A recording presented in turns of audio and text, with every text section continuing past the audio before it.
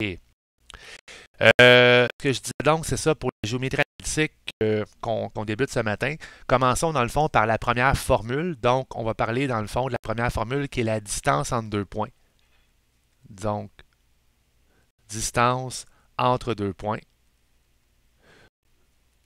que vous connaissez. Dans le fond, c'est Pythagore.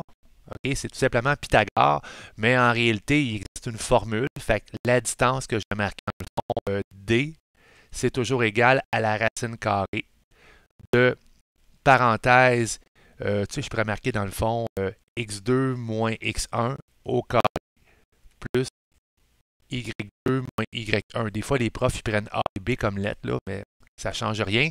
Un exemple avec des chiffres, juste pour qu'on comprenne un petit peu qu'est-ce qu'il y en est pour les gens qui feraient comme j'ai pas vu ça, ça fait longtemps.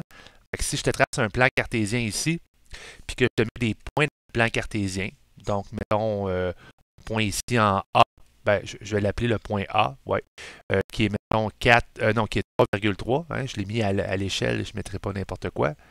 Puis je mets un point ici qui est le point B, qui se trouve à être moins 1,4. Si je veux trouver la distance entre les deux, ben là-dedans, tout ce que j'ai besoin de choisir, c'est de choisir dans le fond, c'est quoi mon point x1, y1. Fait que ça change absolument rien. Je pourrais dire que ça, c'est mon x1, y1, ou je pourrais l'appeler xb, yb. Là, lui, ça serait dans le fond mon x2, y2. Ou vice-versa. Ça ne change rien lors des points en passant. Mais là que tu as pris ta décision de choisir tel point, c'est important de demeurer avec cette décision-là. Et par la suite, tout ce qu'on fait dans le fond, c'est qu'on bloque les chiffres dans la formule. Je vais me ramasser ici avec 3 moins 1, parce que j'ai fait la différence de mes x.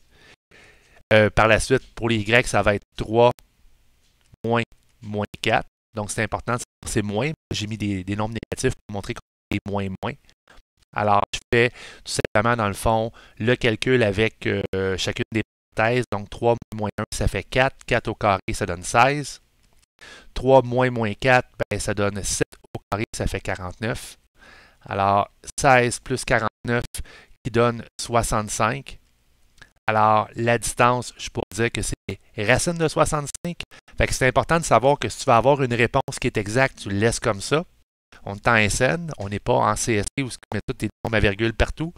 Fait que dans tes calculs intermédiaires, tu conserves racine de 65. Mais une réponse finale, par exemple, que tu dois répondre en mètres ou en centimètres, tu peux indiquer quand même que la réponse c'est 8,0623. On garde 4 chiffres après la virgule pour plus de précision. Donc, j'ai marqué approximativement égal à 8,0623. C'est sûr que la distance entre deux points en passant, là, elle n'est jamais obligatoire à faire au niveau de la formule. Fait que quelqu'un qui arriverait et qui dirait hop, j'ai oublié d'allumer ma caméra, je vais l'allumer là. Je l'ai allumé un matin, c'est fait. Donc, quelqu'un qui dirait là-dedans, ouais, ben moi, je ne fais pas la formule de la distance entre deux points, mais je fais tout simplement un Pythagore, ben c'est possible. Donc, comme tu fais le Pythagore, ben tu relis tes deux points et tu fermes dans le fond tes deux points à l'aide d'un triangle rectangle, comme je viens juste de faire. Et là, tu peux faire ton Pythagore. Tu dis en horizontal, j'ai 1, 2, 3, 4 carreaux. En vertical, ben, je me trouve à en avoir 7. Puis là, tu peux faire tout simplement 4 au carré plus 7 au carré, racine carrée de tout ça, qui va te donner aussi racine de 65. Moi, personnellement, là, en tant que gars qui fait des maths, ben, je préfère bien plus prendre Pythagore quand les problèmes sont déjà dans le plan cartésien que me taper une formule. Mais libre à toi de le faire comme tu veux, honnêtement, ça ne me dérange pas. Donc, est-ce qu'il y a des questions par rapport à la distance entre deux points que vous devriez connaître? Là, c'est un petit refresh à matin. Oui, Justin. Ben là, l'autre formule que tu as montré, le 4 carré puis le 7 carré, là. C'est Pythagore. C'est pas une formule, c'est juste Pythagore. J'ai dessiné un triangle rectangle dans le plan cartésien puis j'ai fait Pythagore. C'est même pas une formule. Là. Ben, c'est une formule, mais c'est le secondaire 3. Oui, mais c'est quoi que tu as fait pour avoir le 4 et le 7? J'ai compté les petits carreaux. Ok, c'est ça. Puis ça fonctionne, ça. Ben oui, parce que la distance entre deux points, c'est Pythagore. OK, la formule de la distance entre deux points, c'est Pythagore. Qu'est-ce que j'ai fait pour le faire? Ben, en réalité, j'ai fait 3 moins 1 dans ma tête, puis j'ai fait 3 moins 4 dans ma tête pour trouver le 7. C'est ce que j'ai fait. Ça, je sais comment. C'est juste c'est juste les carrés qui est nouveau, là, c'est tout. Ben, c'est parce que là, j'étais dans un plan cartésien gradué, où ce qu'il y a dans le fond des petits carreaux, là, mais s'il n'y en a pas, à la limite, ben, tu fais dans le fond, dans ta tête le x2 moins le x1. Fait que je suis capable de faire dans le fond 3 moins moins 1, puis 3 moins 4, puis dire ça vaut 4, puis ça vaut 7. Ouais, À la limite, si t'es pas à l'aise avec ça, continue à prendre la formule de distance entre 2 points. ouais, Fait que c'est bon. c'est libre à toi de le faire comme tu veux. Concernant ça, ben, s'il n'y a pas d'autres questions, je passe au deuxième sujet d'aujourd'hui. Dans le fond, dans la géométrie analytique, parlons du point milieu. Alors, le point milieu, ben, c'est le milieu entre 2 points. En fait, pour faire ça, ben, il suffit juste de faire la moyenne des x et la moyenne des y. Donc, je vais faire encore une fois des exemples par rapport à ça. Donc, le milieu. Ben, la formule officielle, ça se trouve à x1 plus x2 divisé par 2, virgule y1 plus y2 divisé par 2. Moi, j'appelle ça la moyenne des x et la moyenne des y, parce que quand tu fais la moyenne, tu additionnes tes nombres et tu divises par le nombre de nombres qui se trouvent à avoir. Là, dans ce cas-là, il y en a 2. Fait tu additionnes tes 2x puis tu divises par 2. Tu ne peux pas faire le point milieu de 3 points parce qu'on cherche le milieu entre 2 points. Fait que ça veut dire que si je fais un exemple, ce ne sera pas long, Justin. Je vais faire mon exemple et tout ça. Alors, si je fais un exemple, par exemple, avec, on va dire, des points qui sont tracés, là, pour le voir juste avec des affaires A, si je te donne, mettons, 12,7 comme premier point, qui est mon point A, puis que mon point B se trouve à négatif 7, négatif 11, si je fais mon point milieu, ben, j'additionne les X. Fait qu'en fait, ce que je vais faire 12 plus moins 7 divisé par 2. Ce qui va me donner là-dedans 12 moins 7, ça fait 5 divisé par 2, ça fait 5 demi. Et après ça, ben, je vais faire 7 plus moins 11. Ce qui donne dans le fond là-dedans moins 4, ben, divisé par 2, qui va me donner moins 2. Donc la réponse, ce serait 5 demi, virgule moins 2, ou quelqu'un qui voudrait me répondre 2,5, virgule moins 2. Ce serait aussi bon. Oui, Justin.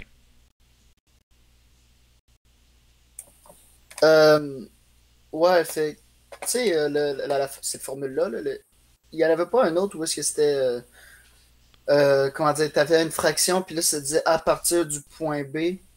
C'est le point de partage. Ça, c'est le point de partage. Le point de partage n'est pas au programme scène.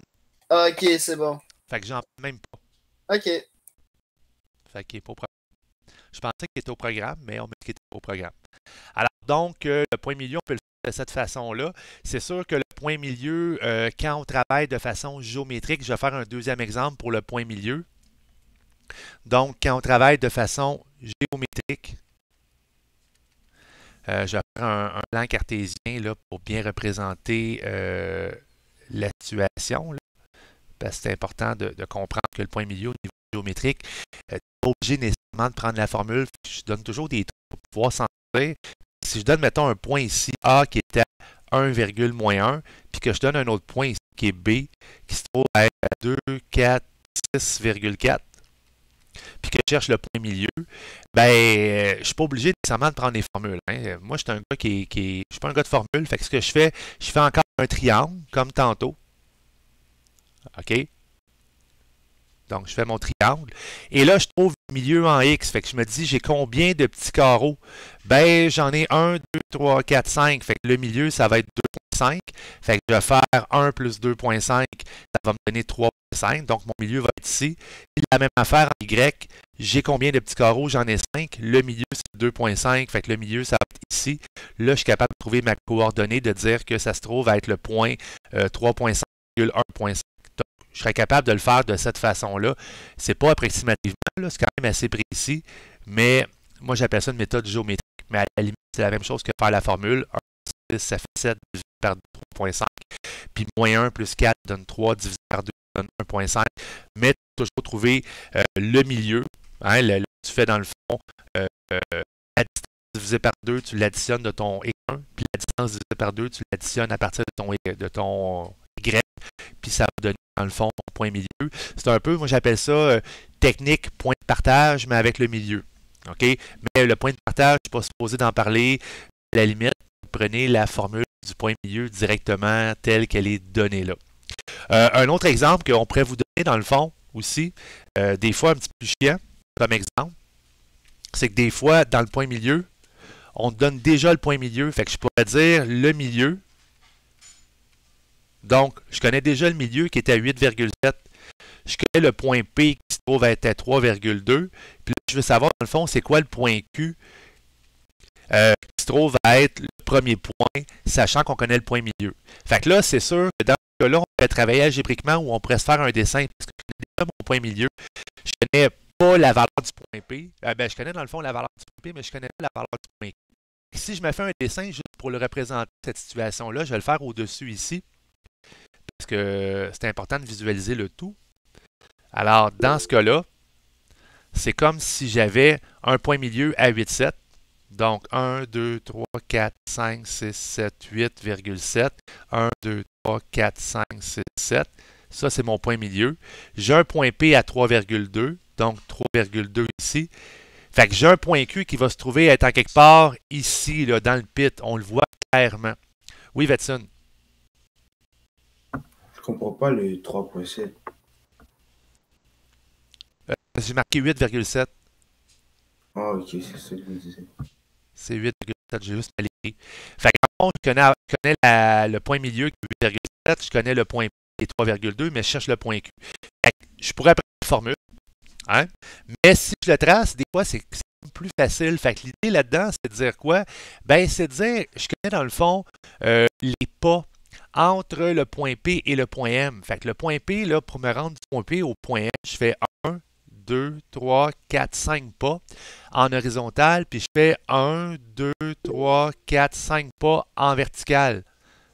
Donc, je fais 5 de chaque façon.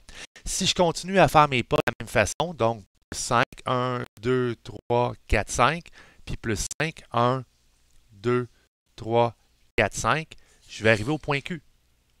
OK? Fait que la coordonnée du point Q, je pourrais la trouver directement de cette façon-là, dire, ben, j'additionne dans le fond 5, 5. Alors, le point Q, dans ce cas-là, va se trouver à être le point 13,12.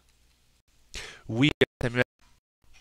Mais ça va être plus facile si c'est quadrillé. Parce que si c'est Oui, pas quadrillé, ça va être compliqué. On pourra pas faire ça, là. définitivement. Rien qui t'empêche de prendre une feuille et de faire tes démarches dessus. Ah, ok. Tout est possible en mathématiques. C'est tu sors une feuille quadrillée dessus. Là, je voulais te montrer la façon facile de comprendre. Mais je pars avec la formule maintenant. Oui, Lina. Parce que je comprends pas. Je vous avais mis 5,5, mais je vous avais mis 13 et 12. Oui, ben parce que mes pas, c'est quoi pour passer de P à M? Pour passer de P à M, j'additionne de 5 en horizontal. Je pars de 3. Ici, je suis à 3. Ici, je suis à 8. Fait que j'ai fait un en horizontal. Puis ici, que j'étais à 2. Ici, j'étais à 7 en vertical. J'ai fait un 5 en vertical. C'est mon point milieu. C'est le milieu, je le connais déjà. Fait que moi, je me dis, ce point-là, c'est le milieu entre P et Q. Fait que Q, il faut qu'il soit à la même distance à 5 vers la droite puis à 5 vers le haut par rapport au point M. Il est au milieu. Fait que ce que tu as fait comme déplacement entre P et M, ça va être le même déplacement entre M et Q. Fait que ça me permet, dans le fond, juste par tâtonnement, de trouver le point Q qui est le point manquant, connaissant le milieu et connaissant un point. Fait que Ok. le 5,5, c'est juste le déplacement. Mais si j'avais pris la formule du point milieu, j'aurais pu prendre la formule du point milieu. Si maintenant je le fais par formule, que tu vas mieux comprendre de cette façon-là, ben, si je prends la formule du point milieu, ben, moi, je vais dire que le point milieu, ça va être 3 plus je ne sais pas trop quoi. Je vais l'appeler dans le fond le XQ, pour dire que c'est le point X du Q. Divisé par 2, ben, ça va me donner 8. Puis je le sais que 7 plus YQ, le Y du point Q, divisé par 2 va me donner. Là, je me suis trompé, là, c'est pas 7, ça va être 2 plus le YQ divisé par 2 va me donner 7. Fait que je sais que je peux trouver dans le fond mon point milieu, le 8,7, à partir du 3 et du 2. Fait que tout ce que j'ai besoin de faire là-dedans, c'est isoler le XQ qui va être le X du point Q, puis isoler le YQ. Là, ça vient de l'algèbre, mais ça se fait super bien quand même. Fait que si je le fais, ben je vais faire x2 des deux côtés, parce que c'est une équation algébrique ici. Fait que ça va me donner 3 plus le XQ est égal à 16, parce que j'ai fait x2 sur les deux côtés. Et je fais moins 3, donc le XQ va me donner 13. C'est ce que je voulais avoir comme X ici. Puis je fais la même chose de l'autre côté. Je fais x2 des deux côtés, ça va me donner 2 plus YQ est égal égal à 14. Je fais moins 2 des deux côtés, ça va donner YQ est égal à 12. J'ai trouvé mon 12. Fait que tu peux le faire par la formule aussi. Est-ce que ça va?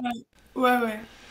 Fait que pour le point milieu, il y a donc, je veux dire, il y a la formule du point milieu qui est ici, qui est super importante. Là. Juste entourer mes formules pour dire c'est quoi les formules pour les gens qui vont, parce que ce document-là, je vais le sauvegarder tantôt sur Classroom à la fin du cours. Là.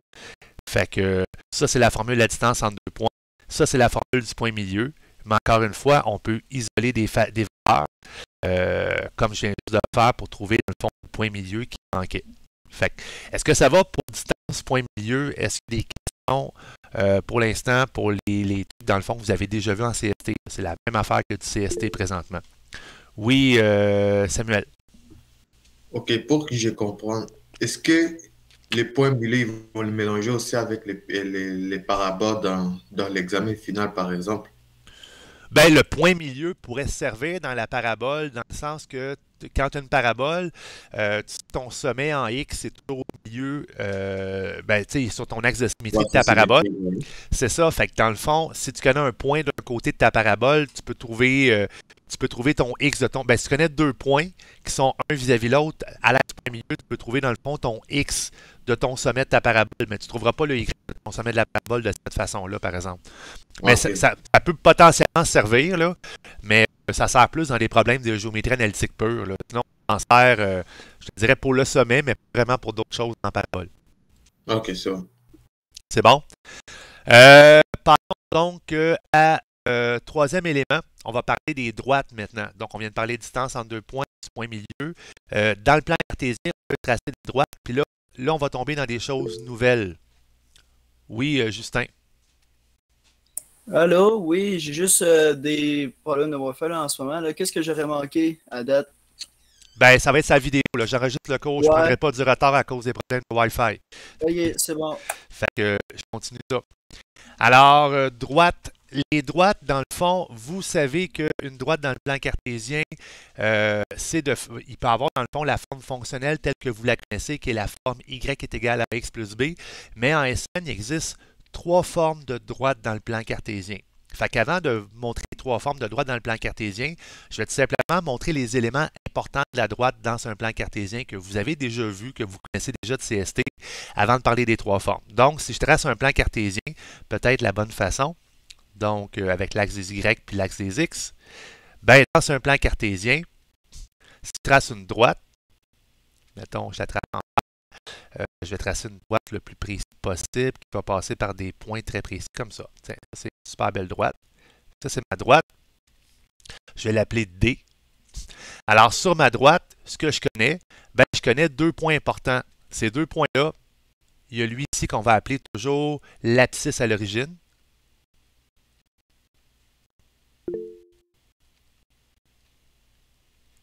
Ou qu'on appelle le zéro.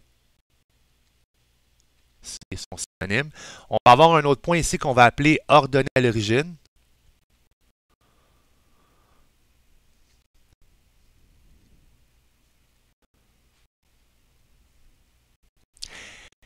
Et dans la droite, on peut trouver ce qu'on appelle le taux de variation. Donc, le taux de variation, c'est la variation des Y sur les X entre deux points précis. Oui, Justin? Là, tu fais juste un résumé de la droite. Oui.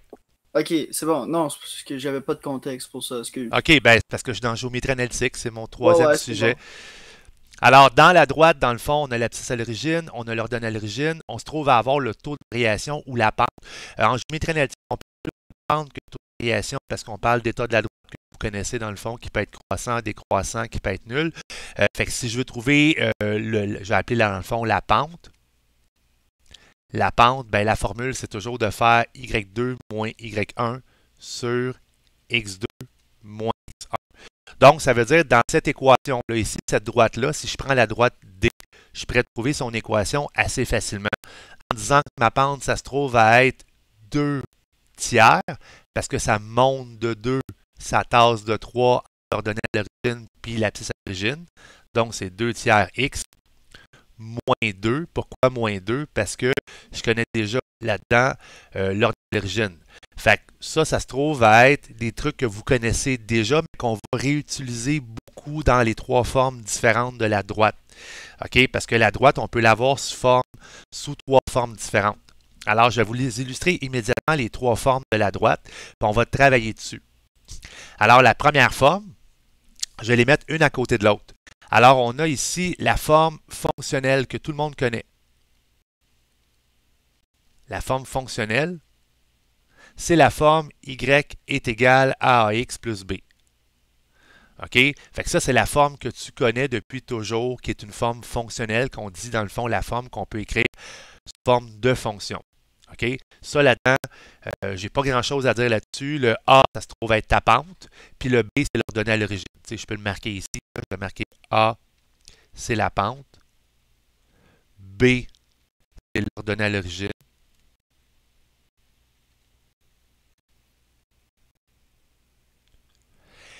Et si on fait dans le fond moins B divisé par A, ça nous donne le 0.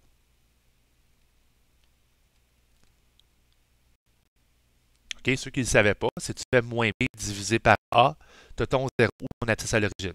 Une formule. Moi, encore une fois, je vous donne les formules parce que je les ai dans la face ici, là, mais je ne suis pas une formule. Là. Je déteste les formules, mais je élève bien les formules parce que ça les rassure. Partons maintenant avec la forme générale. La forme générale, tout à fait nouveau pour vous autres. Je vais l'écrire à côté. Je vais faire un petit séparateur entre les deux. Donc, forme fonctionnelle. Forme générale. Donc, la générale. Qu'est-ce que la forme générale? C'est une forme qu'on va écrire plutôt de cette façon-là avec des paramètres qui sont différents. Cette fois-ci, je prends des lettres majuscules pour l'illustrer. Donc, ça va être A majuscule X plus B majuscule Y plus C égale 0. Ça, c'est la forme générale d'une droite, c'est l'équation d'une droite.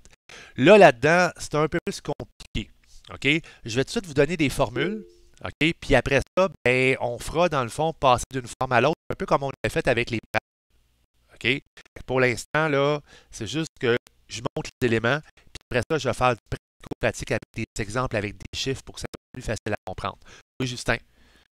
Ça revient pas un peu à la parabole, le général? Ça revient un peu, mais ça a juste d'apparence. OK, mais ça, c'est vraiment pour une droite, ça va pas faire de parabole. Ça fait une droite. On est toujours dans les droites. Ah, OK. C'est juste une forme différente d'écrire. Alors, dans la pente, quand tu es en forme générale, ça va toujours être moins A divisé par B. Donc, la pente, tu peux la faire en faisant paramètre A divisé par B. Tantôt, on va faire des exemples, pas de stress.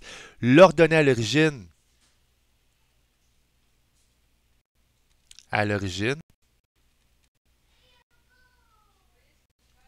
ça va toujours être moins C divisé par B. Hein, c'est compliqué pour rien, mais c'est ça la vie. Et le 0, ou l'abscisse à l'origine, je vais écrire 0 pour sauver de l'encre. Le 0 là-dedans va toujours être moins C divisé par A. Donc, ce sont des formules pour les gens qui veulent apprendre des formules. Moi, honnêtement, là, ces formules-là, c'est bien parce qu'ils sont écrits à côté de moi. Là. Sinon, honnêtement, je m'en souviens jamais. Puis quand j'ai une forme générale d'une droite, j'ai toujours tendance à la mettre en fonctionnel. Fait que c'est un peu comme la parabole. Je déteste travailler avec une forme générale en parabole. Je me sens canonique. Fait que la parabole, j'ai tendance à travailler canonique parce que j'ai le puis je me trouve à avoir l'orientation. C'est ce qui est super important dans une parabole. Ben, dans une droite, ce qui est important, c'est d'avoir la pente puis l'ordonnée d'origine. Puis si tu as ton 0, ben, c'est un bonus. Là, s'il faut retenir 3 formules en plus, je trouve personnellement c'est une perte de temps, mais je vous le montre quand même parce que c'est ça. On le montre quand même que c'est ça qui est ça. Oui, question? Est-ce que ça se peut que genre, tu sais, je veux dire, le A et le B, là, c'est-tu comme un point complètement différent? Genre, comment tu le trouverais, le A et le B, dans le... Je vais faire des exemples tantôt avec des chiffres. Ah, ok, c'est bon. Fais juste me laisser le temps de tout voir ce qu'on a à voir. Donc, on connaît toutes des droites en passant. On travaille juste sur des droites.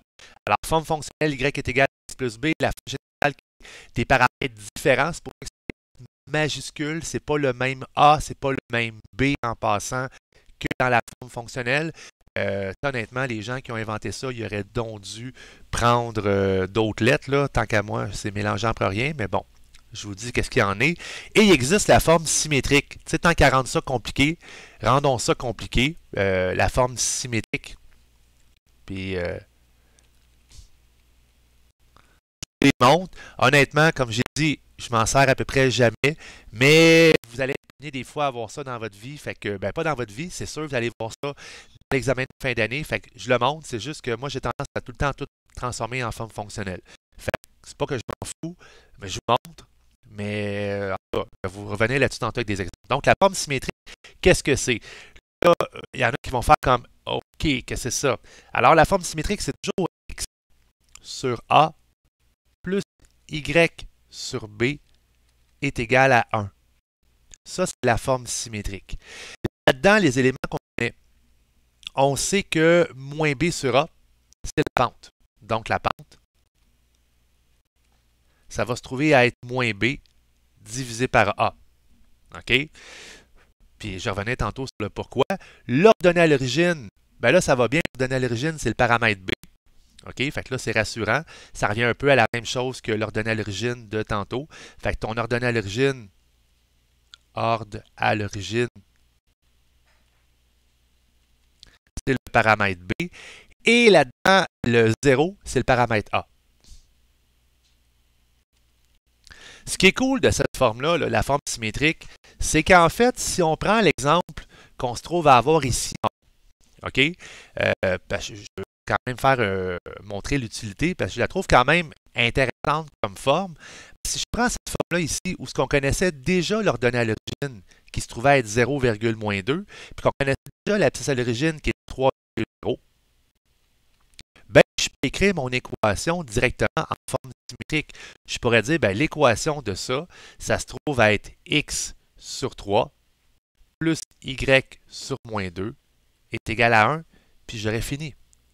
Fait que c'est un bel avantage. La forme symétrique te permet d'écrire l'équation de ta droite rapidement lorsque tu connais l'abscisse et l'ordonnée à l'origine. Fait que dans le fond, ça se trouve être l'avantage de la forme symétrique. Fait que je répète, trois façons d'écrire les droites, soit en forme fonctionnelle, soit en forme générale, soit en forme symétrique. Les trois formes, vous avez les informations pour les trois formes sous forme de formule. Fait que c'est sûr que tu pourrais tout mettre ça sur une feuille de formule et dire je travaille à partir de ces éléments-là. Mais là, je vais faire des exemples avec des chiffres pour essayer de clarifier tout ça. OK? Parce que là, ça fait quand même quelque chose d'assez nouveau pour vous autres. C'est sûr que quand je garoche ça avec juste des lettres, tu fais comme c'est ça. Avec des chiffres, ça va te permettre vraiment de comprendre chacun des éléments. C'est sûr que la forme fonctionnelle, je ne reviendrai pas dessus parce que vous la connaissez. Mais je vais parler davantage de la forme générale puis de la forme symétrique, puis pouvoir passer d'une forme à l'autre. OK? Ça va pour tout le monde? Ouais. Donc, dans les droites, je me garoche des exemples avec passer de forme générale. Je vais commencer à travailler sur la forme générale. Donc, on est au point 3. Je vais appeler ça le point A. Je vais appeler ça la forme générale. Donc, parlons de la forme générale. Je vais faire des exemples. Exemple, forme générale.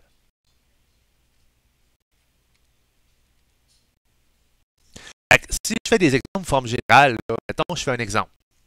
OK, je te donne 12x plus 4y moins 6 est égal à 0. Ça, c'est mon équation en forme générale. OK? Je pourrais utiliser les formules qui sont juste au-dessus. Je pourrais faire ça. Mais la première chose que je peux faire avec ça, c'est aussi la mettre directement en fonctionnel.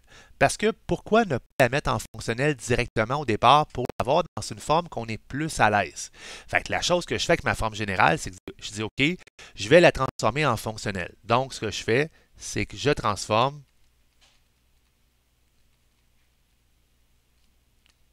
en fonctionnel.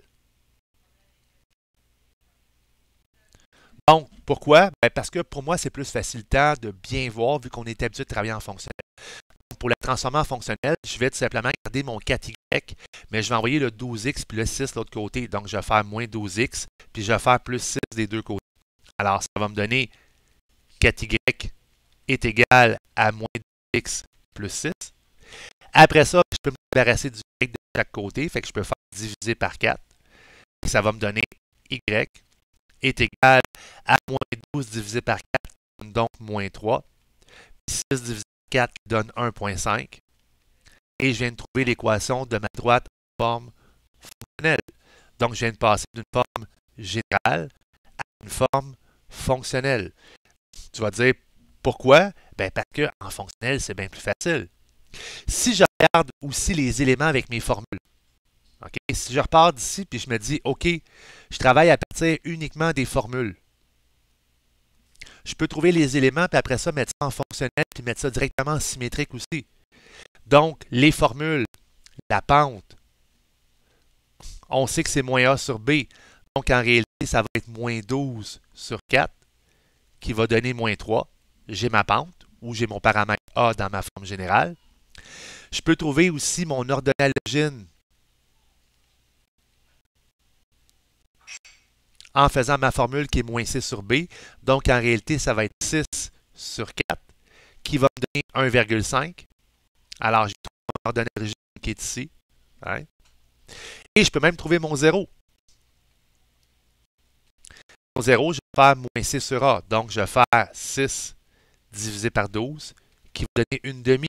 Mais pendant que j'étais là, j'aurais pu faire aussi la formule du 0 ici. La formule du 0, c'était moins 1,5 divisé par moins 3 qui aurait donné aussi une demi. Puis pendant que je suis là, étant donné que j'ai mon ordonnée à l'origine puis mon 0, ben, je peux tout de suite passer en forme symétrique.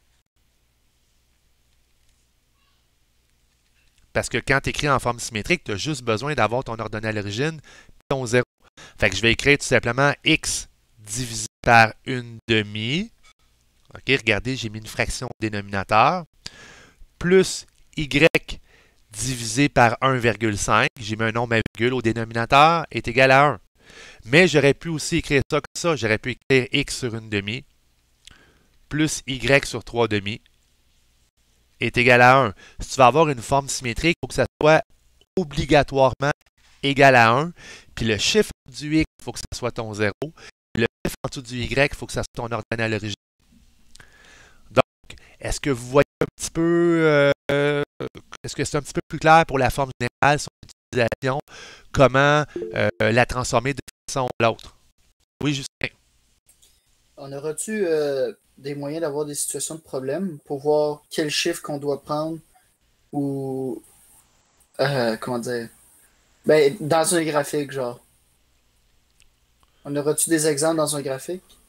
Ben, dans un graphique, écoute, comment je pourrais dire, j'aurais bien de la misère, moi, honnêtement, à trouver, à partir d'un graphique, l'équation d'une forme générale directe, à moins, parce que dans un graphique, le premier réflexe, c'est de donner une équation en forme fonctionnelle. OK? Ouais. Fait que, si tu as un graphique, travaille en fonctionnel, à moins qu'on t'oblige de travailler dans une autre forme, mais ça n'arrivera jamais. Là. La plupart du temps, c'est qu'on donne l'embarras du choix. Et je dirais même, la plupart du temps, ce qu'on va faire, c'est qu'on écarte le peuple en donnant des formes symétriques et générales, puis en disant, ben, débrouille-toi avec ça. OK. Puis OK? Oui. Est-ce que tu parlais de symétrique à fonctionnel? Oui. Ouais, OK. Tu peux faire toute la gang, là, on devrait faire ça parce que là, on vient de passer de général à fonctionnel, puis on vient de passer de général à symétrique. On a fait de général aux deux formes. Là, je vais travailler sur la symétrique maintenant pour voir ce qu'on peut faire avec la symétrique. C'était mon but. Alors, de forme générale, on est capable donc de passer de fonctionnel, puis on est capable de passer en symétrique. Donc, on vient de le voir, c'est pas super dur. Puis à la limite, si t'es mal pris, prends toutes les petites formules qui sont là. Ce que je fais jamais habituellement, que je préfère isoler mes variables, c'est plus facile, à part pour la symétrique. La symétrique, je trouve ça sympathique. C'est vraiment x sur ton 0, y sur ton ordonnée à l'origine. Ça, je le sais par cœur, par expérience. Fait que si je passe dans le fond maintenant d'une forme symétrique, donc on s'en va d'une forme symétrique.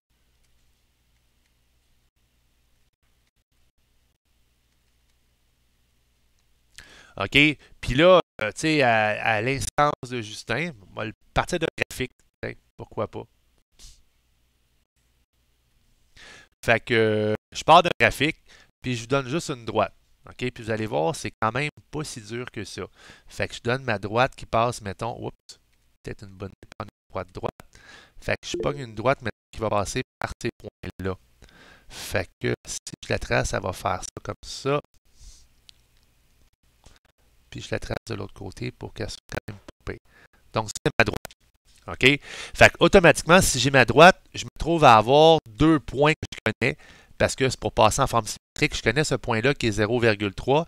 Je connais ce point-là qui est 1, 2, 3, 4, 5,0. Donc, si je veux créer l'équation en forme symétrique, ben, j'ai déjà mon ordonnée à l'origine, j'ai déjà mon 0. Fait que l'équation, direct partant, ça va se trouver à être x sur 5 plus y sur 3 est égal à 1.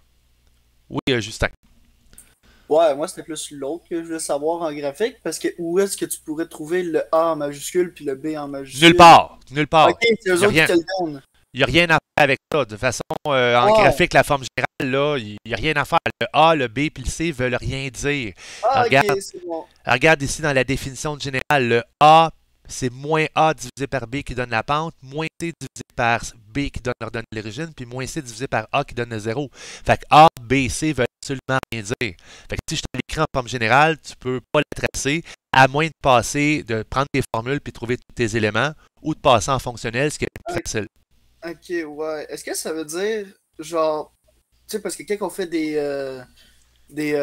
comment dire, de l'algèbre, là, quand on a des mises en double évidence et ainsi, ben, de temps en temps, on en obtient là, des calculs où est-ce que ça égale à 0. Ouais.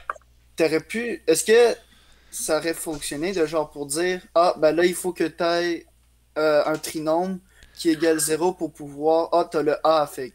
Ben là, tu mélanges deux choses. Quand on parle de trinôme, de factorisation, on parle d'équation de degré 2, où ce que tu trouves à avoir x au carré. Là, on parle de droite. Dans les droites, pas besoin de faire de factorisation. Il n'y a pas de formule quadratique. On n'est pas dans les paraboles. Ouais. Fait que Ils là, ont tu mélanges. aucun lien, eux autres. Là. Ben, une droite et une parabole, visuellement, ce n'est pas la même chose. Ok, c'est bon. Une Non, droite, et une pente. En général, elle ressemble beaucoup aux autres pour Oui, ça. tu as raison. C'est la difficulté. La difficulté, ça va être de pouvoir tout démêler ça. C'est ça la Ouais. difficulté. Ok, c'est bon. Oui, Samuel.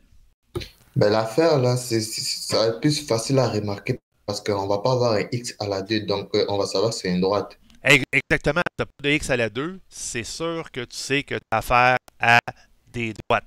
Dès que tu as des x à la 2, tu sais que tu as affaire à des paraboles. Fait que c'est le premier indice. Fait que tu fais juste regarder, y a-tu des x à la 2? Oui, parabole. Y a-tu des x à la 2? Non, c'est des droites. Ok.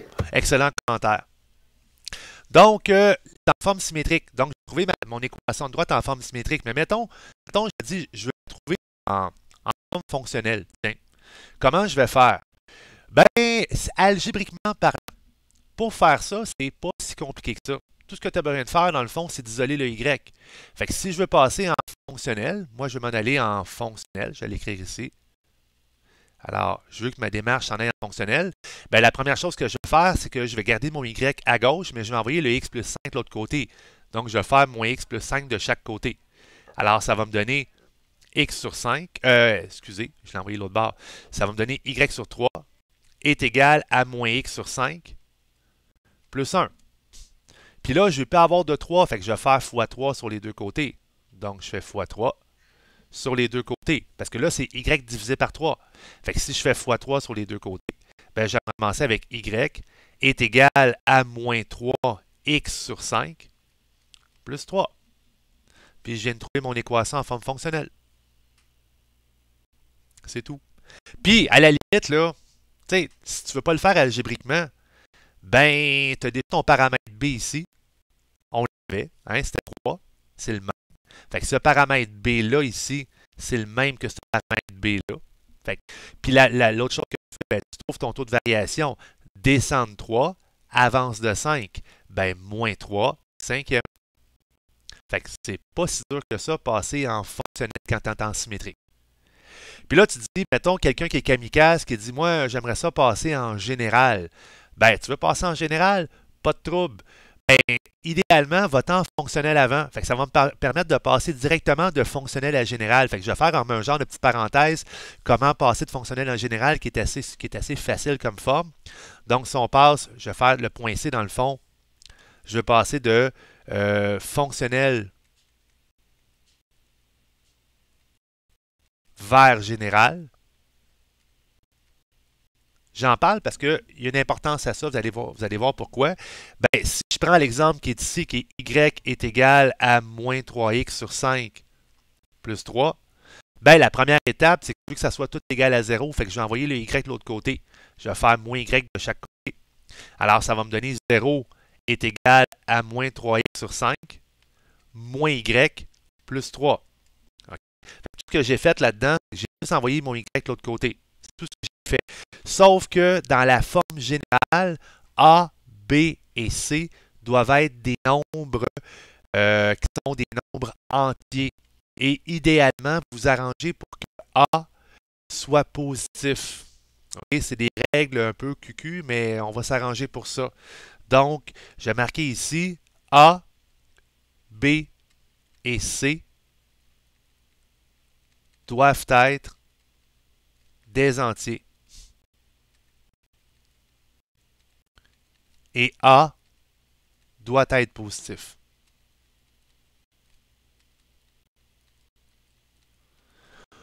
Bon, si on regarde, A, c'est pas un nombre entier, puis A est négatif. Fait que je me dis, bon, j'ai un dénominateur qui est 5, je vais faire x5 à tout le monde. Hein? Fait que si on fait x5, on va éliminer ce problème-là. Donc, je fais x5 à tout le monde.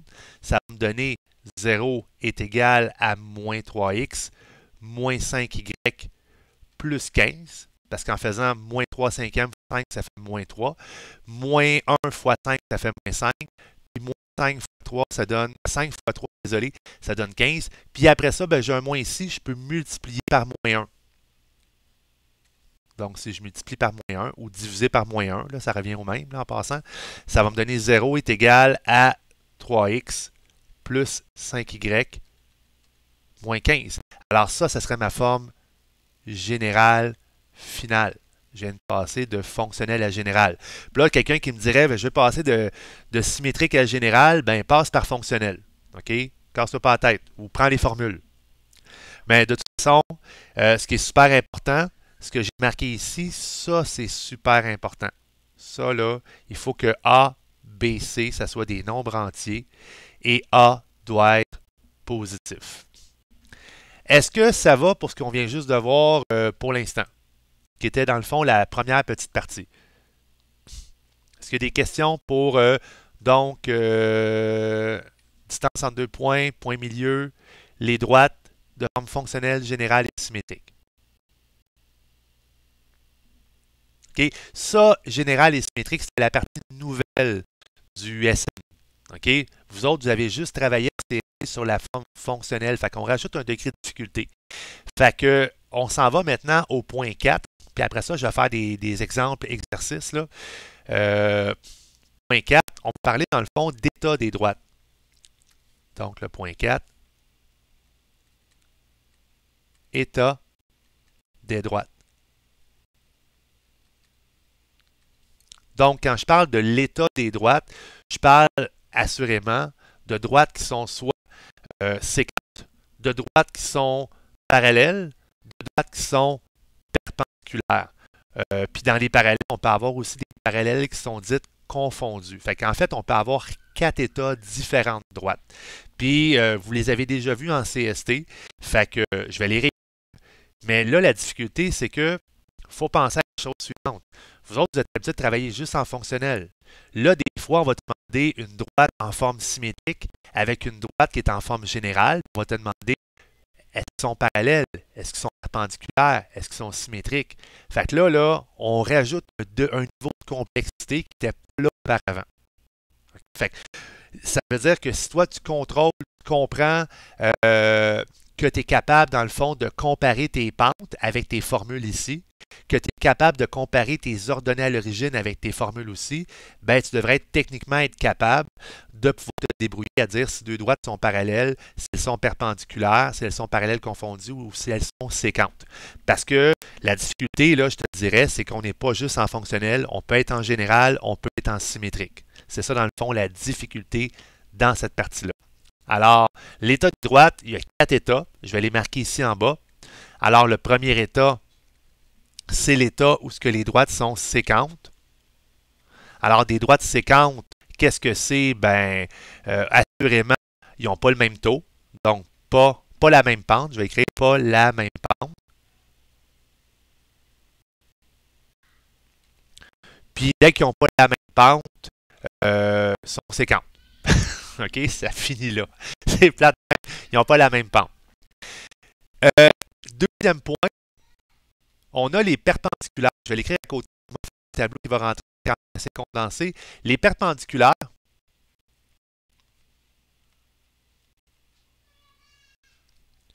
que ça se croise à 90 degrés, bien, des droites perpendiculaires, c'est des séquentes. Okay? Il faut comprendre que quand tu dis perpendiculaire, ben, elles sont séquentes. Fait automatiquement, ils n'ont pas la même pente. Sauf que le produit des pentes, quand tu as deux droites, il faut que ça donne moins 1. Donc, si tu fais le produit des pentes, on va l'écrire comme du monde, là. Produit des pentes égale moins 1 ou la pente de l'une est l'inverse de l'opposé de l'autre.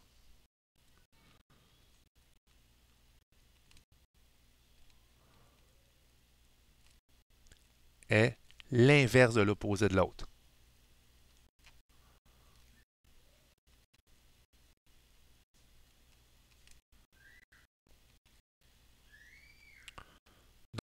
Donc, exemple, ben, si je prends 3 quarts et moins 4 tiers.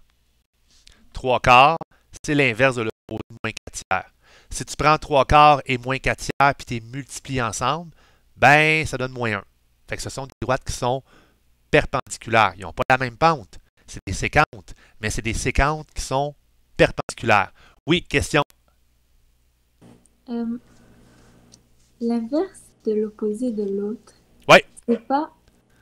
Je sais pas, je trouve que c'est un peu mélangeant. On a juste à dire inverse et opposé. Oui, ben c'est parce que tu compares deux pentes. Il ne faut pas t'oublier qu'on compare la pente de l'une par rapport à celle de l'autre. C'est pour ça que j'ai marqué l'inverse de l'opposé de l'autre. C'est qu'on compare la pente de l'une, la première droite, par rapport à l'autre droite. C'est pour ça que je l'écris de cette façon-là. C'est sûr, ça se résume. Tu sais, tu as raison de dire que ça se résume en inverse de l'opposé. Mais inverse de l'opposé de quoi? Je l'ai juste précisé pour quelqu'un qui va lire, ben, il va comprendre qu'on parle de deux droites qu'on compare ensemble. Puis quand je parle d'inverse de l'opposé, ben, inverse, c'est que dans le fond, tu changes ton numérateur avec ton dénominateur de place. Ça, c'est inverse. Pour opposer, c'est que tu changes ton signe. Positif devient négatif, négatif devient positif. Ça répond à ta question? Oui. Ouais. Fait que ça, c'est pour séquente, c'est pour perpendiculaire. Fait que des perpendiculaires, c'est des séquentes. N'oubliez pas, perpendiculaire, c'est séquente. Au même point que, dans le fond, un carré, c'est un rectangle. OK? Sauf qu'une séquente n'est pas une perpendiculaire. OK? Une perpendiculaire, c'est une séquente. Il faut faire attention. Après ça, on a les parallèles. Donc, point C. On a des parallèles. Donc, on a des droites qui sont parallèles. Ben, des droites parallèles, ils ont juste la même pente. Fait que c'est pas bien si on a la même pente, ils sont parallèles. Fait qu'on ne se casse pas trop la tête. On avait séquente, perpendiculaire, parallèle. Et on a le cas particulier des parallèles confondus. Fait que les parallèles confondus, ils ont la même pente, puis en plus, ils ont le même zéro ou la même ordonnalogie. Fait qu'ils ont toutes de pareil, en fait. Fait que ça, c'est des parallèles confondus. C'est une parallèle par-dessus une autre.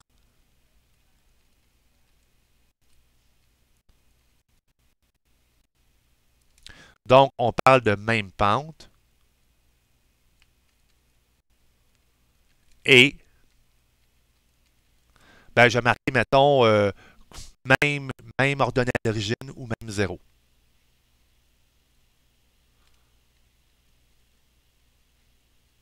Même ordonnée à l'origine et même zéro. C'est un ou l'autre. OK? Ben, de toute façon, automatiquement, si on a la même ordonnée à l'origine, la même pente, ils ont le même zéro. OK? Automatiquement, ils ont le même ordonnée à l'origine, le même zéro, ben, ils ont la même pente. Fait que dès qu'il y a deux des conditions qui s'appliquent, la troisième s'applique automatiquement. Là, OK? On s'entend là-dessus. Tu ne peux pas dire que tu as deux droites qui ont la même ordonnée à l'origine, même zéro, puis l'autre, tu as la même pente. Puis mettons le même 0, ben, si chacune ont deux conditions en commun, la troisième s'applique automatiquement. Fait que les parallèles confondus, c'est des droites qui sont une sur l'autre. Vous l'avez déjà travaillé de façon en CST. La seule difficulté, en CST, c'est un peu stupide comme question parce que tu travaillais en fonctionnel, puis des fois, on changeait un petit peu la fonctionnelle. Mais là, si je te donne une forme symétrique puis une forme fonctionnelle, puis je te dis c'est quoi, là, tu vas faire comme c'est ça. Tu vas hésiter parce que c'est comme pas clair. Fait que dans le fond, c'est ça que je veux te montrer. Puis là, je vais faire des exemples. Alors, exemple. Exemple. Admettons que je te donne y est égal à 3 demi x plus 3. Et je te donne x sur moins 2 plus y sur 3 est égal à 1. Trouvez-moi, c'est quoi? Essayez de me faire ça, là, prenez un petit 5 minutes, essayez de me dire, dans le fond, ces deux droites-là sont comment par rapport à l'autre. Et fait qu'on a y est égal à 3 demi x plus 3, puis on a x sur moins 2 plus y sur 3 est égal à 1. Quand vous avez trouvé quelles sont les deux droites par rapport une à l'autre, marquez-le dans le clavardage.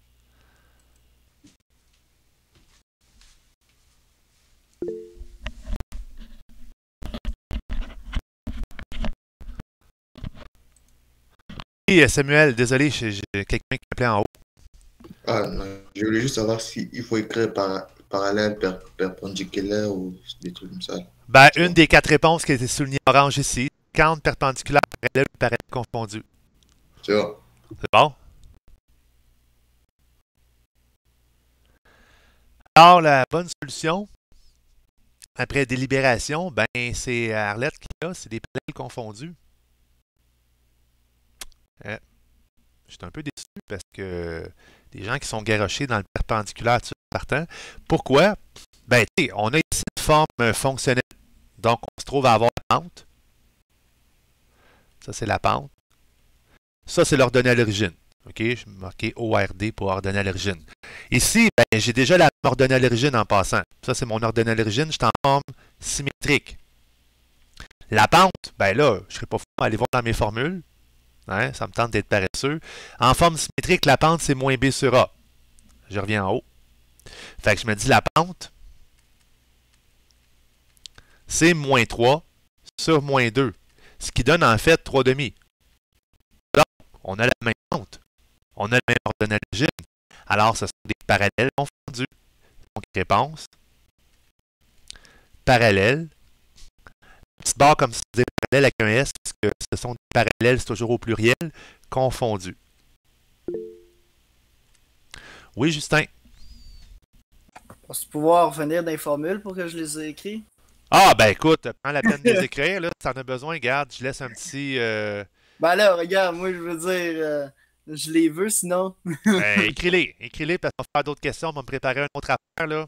Pendant que tu écris, là, je vais aller rouvrir mes exercices à ce temps, parce qu'on va faire quelques petits exercices.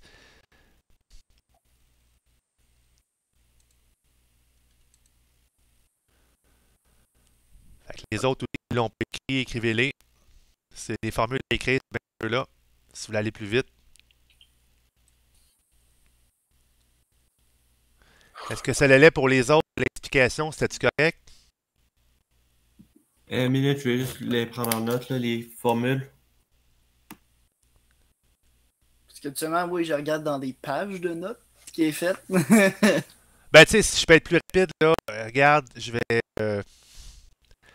vais juste exporter ça. Et puis, je vais mettre directement sur Classroom, là, vous allez voir, puis je vais pouvoir continuer, ça va aller bien plus vite.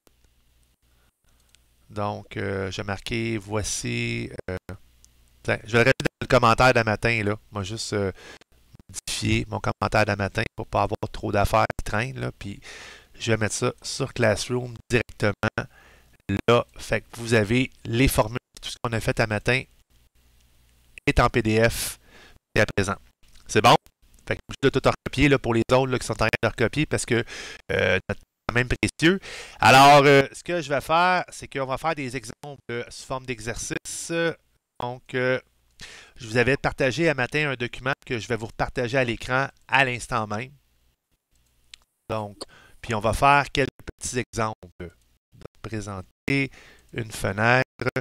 Je présente cette fenêtre-là. Alors, vous avez ça c'est beau, ça c'est beau, ça c'est beau. Alors, vous avez la pratique géométrie analytique. Ce que je vais faire, je ne vais pas tous les numéros avec les autres, là. Je vais en faire quelques-uns. Ce document-là, de toute façon, fera partie du devoir de pratique à la fin du cours, mais pas du devoir obligatoire. Le devoir obligatoire, c'est d'autres choses. Alors, on va regarder le numéro 1. Je vous demande de me dire qu'est-ce qu'on fait de pratique à la pause. C'est ce qu'on a fait à matin. Donc, vous avez ça aux notes. Numéro 1, je vous laisse le lire. Quand vous trouvez la bonne réponse, marquez la réponse dans le clavage. Donc, ça, c'est numéro 1.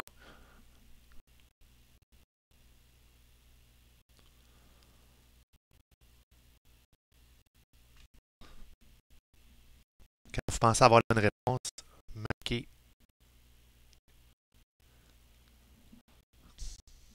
marquez-le dans le clavardage.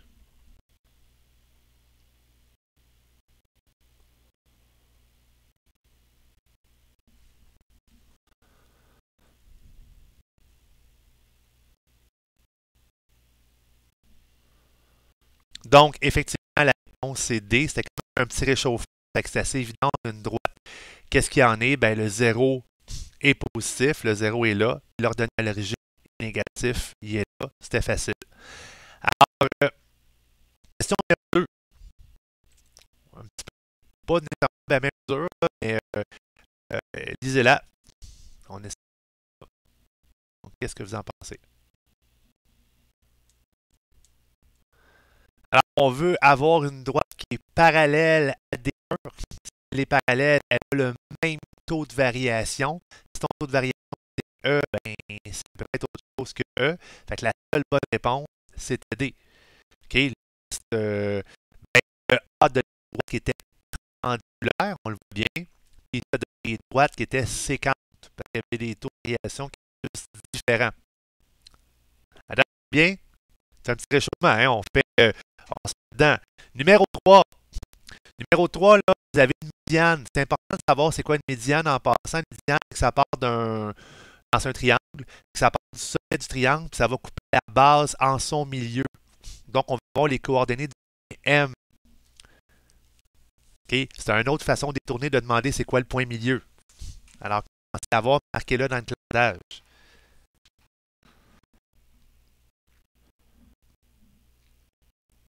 Monsieur? Oui. Justement, dans le 3, pour trouver le point, on pourrait-tu faire genre aussi un système d'équation? Si tu veux faire un système d'équation de ben beau, écoute, c'est bien trop long. Le point M il est au milieu là, de entre C Je et sais, B. mais je voulais savoir si c'était possible. Ben ouais, c'est juste dépendre de AM, comment tu vas la trouver. C'est pas perpendiculaire. Là. Si ça avait été, mettons, une hauteur, je t'aurais dit oui, fais une équation, tu as la pente, ça aurait été la hauteur, tu aurais l'inverse de l'opposé. Mais là, c'est même pas la hauteur. Fait que oui, tu peux trouver CB comme équation, mais pour trouver AM, ben, il faut que tu trouves le point M. Si tu trouves le point M et tu fais un système d'équation, ben, tu as trouvé le point M. Okay. Fait que ça aurait été possible si tu avais eu la hauteur, mais là, c'est pas la hauteur. Fait que ça aurait été long pareil. Là. Tout cette hauteur est arrivé au milieu. Donc, les gens qui m'ont répondu moins 3, moins 3.5, vous avez raison. Pourquoi? Ben, en fait, on fait le x1 plus le x2, ben, on fait moins 13 plus 7 divisé par 2. Ça, c'est pour le x milieu. Fait que ça donne en effet moins 3. Et si je fais après ça pour le y milieu, je fais moins 2 plus moins 5, qui fait moins 7 divisé par 2, moins 3,5. Et ça, c'est pas mal du CST là, en passant. Là. C'est pas, mais c'est important de le pratiquer. Là. C'est du CST, mais on le pratique. Parce que pour moi, comme je vous dis, il faut comprendre la base. Pour comprendre la base, le reste, on n'avance pas. Numéro 4. On essaie de faire le numéro 4. Des petites questions faciles. Puis donnez-moi la règle, tiens, dans la forme que vous voulez. On va s'amuser à transformer les trois formes, s'il faut.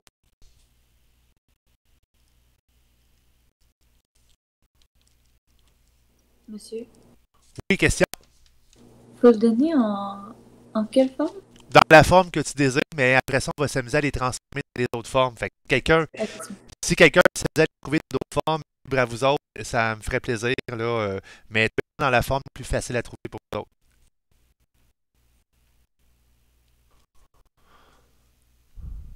Fait que je laisse encore une petite minute. Oui, question.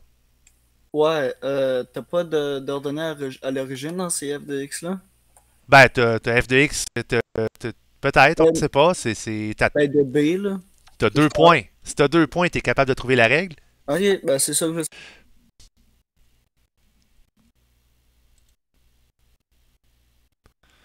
Je ne voulais pas te dire, Alex, que c'était pas bon, mais c'était effectivement pas bon. Ouais, je sais, je suis allée trop vite. Il n'y a pas de problème.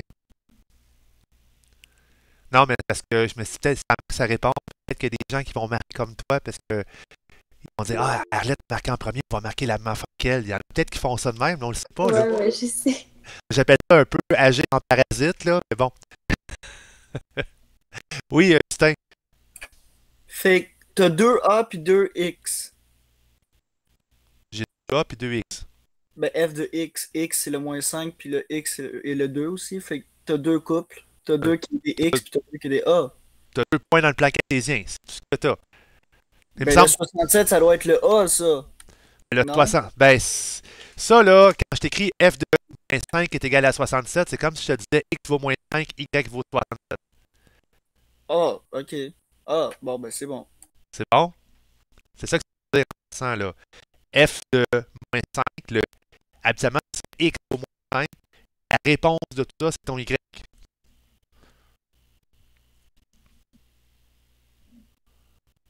N'oublie pas, Thomas, le x vaut moins 5, le y vaut 67. On dirait que tu as toutes tes coordonnées en parlant.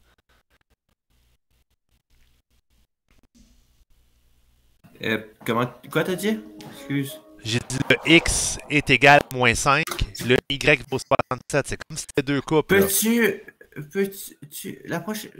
Pourquoi ils peuvent pas mettre comme ça, comme que tu es en train de le mettre? Ben, parce que c'est ça les maths. Fait que c'était ça comme question de fin d'année, puis tu inverses tes points. F de quoi? Habituellement, on devrait avoir f de x. C'est ça qu'on devrait avoir. Fait que le x, c'est ce qui est dans la parenthèse, puis f de x, ça vaut y. Fait que le y, c'est la réponse de ça. Ok, minute. Donc, correction. Alors, c'est effectivement y est égal à moins 11x plus 12. Quand vous êtes en géométrie analytique, vous n'êtes pas obligé de prendre la forme f de x en passant. Et je vais fournir l'explication du pourquoi.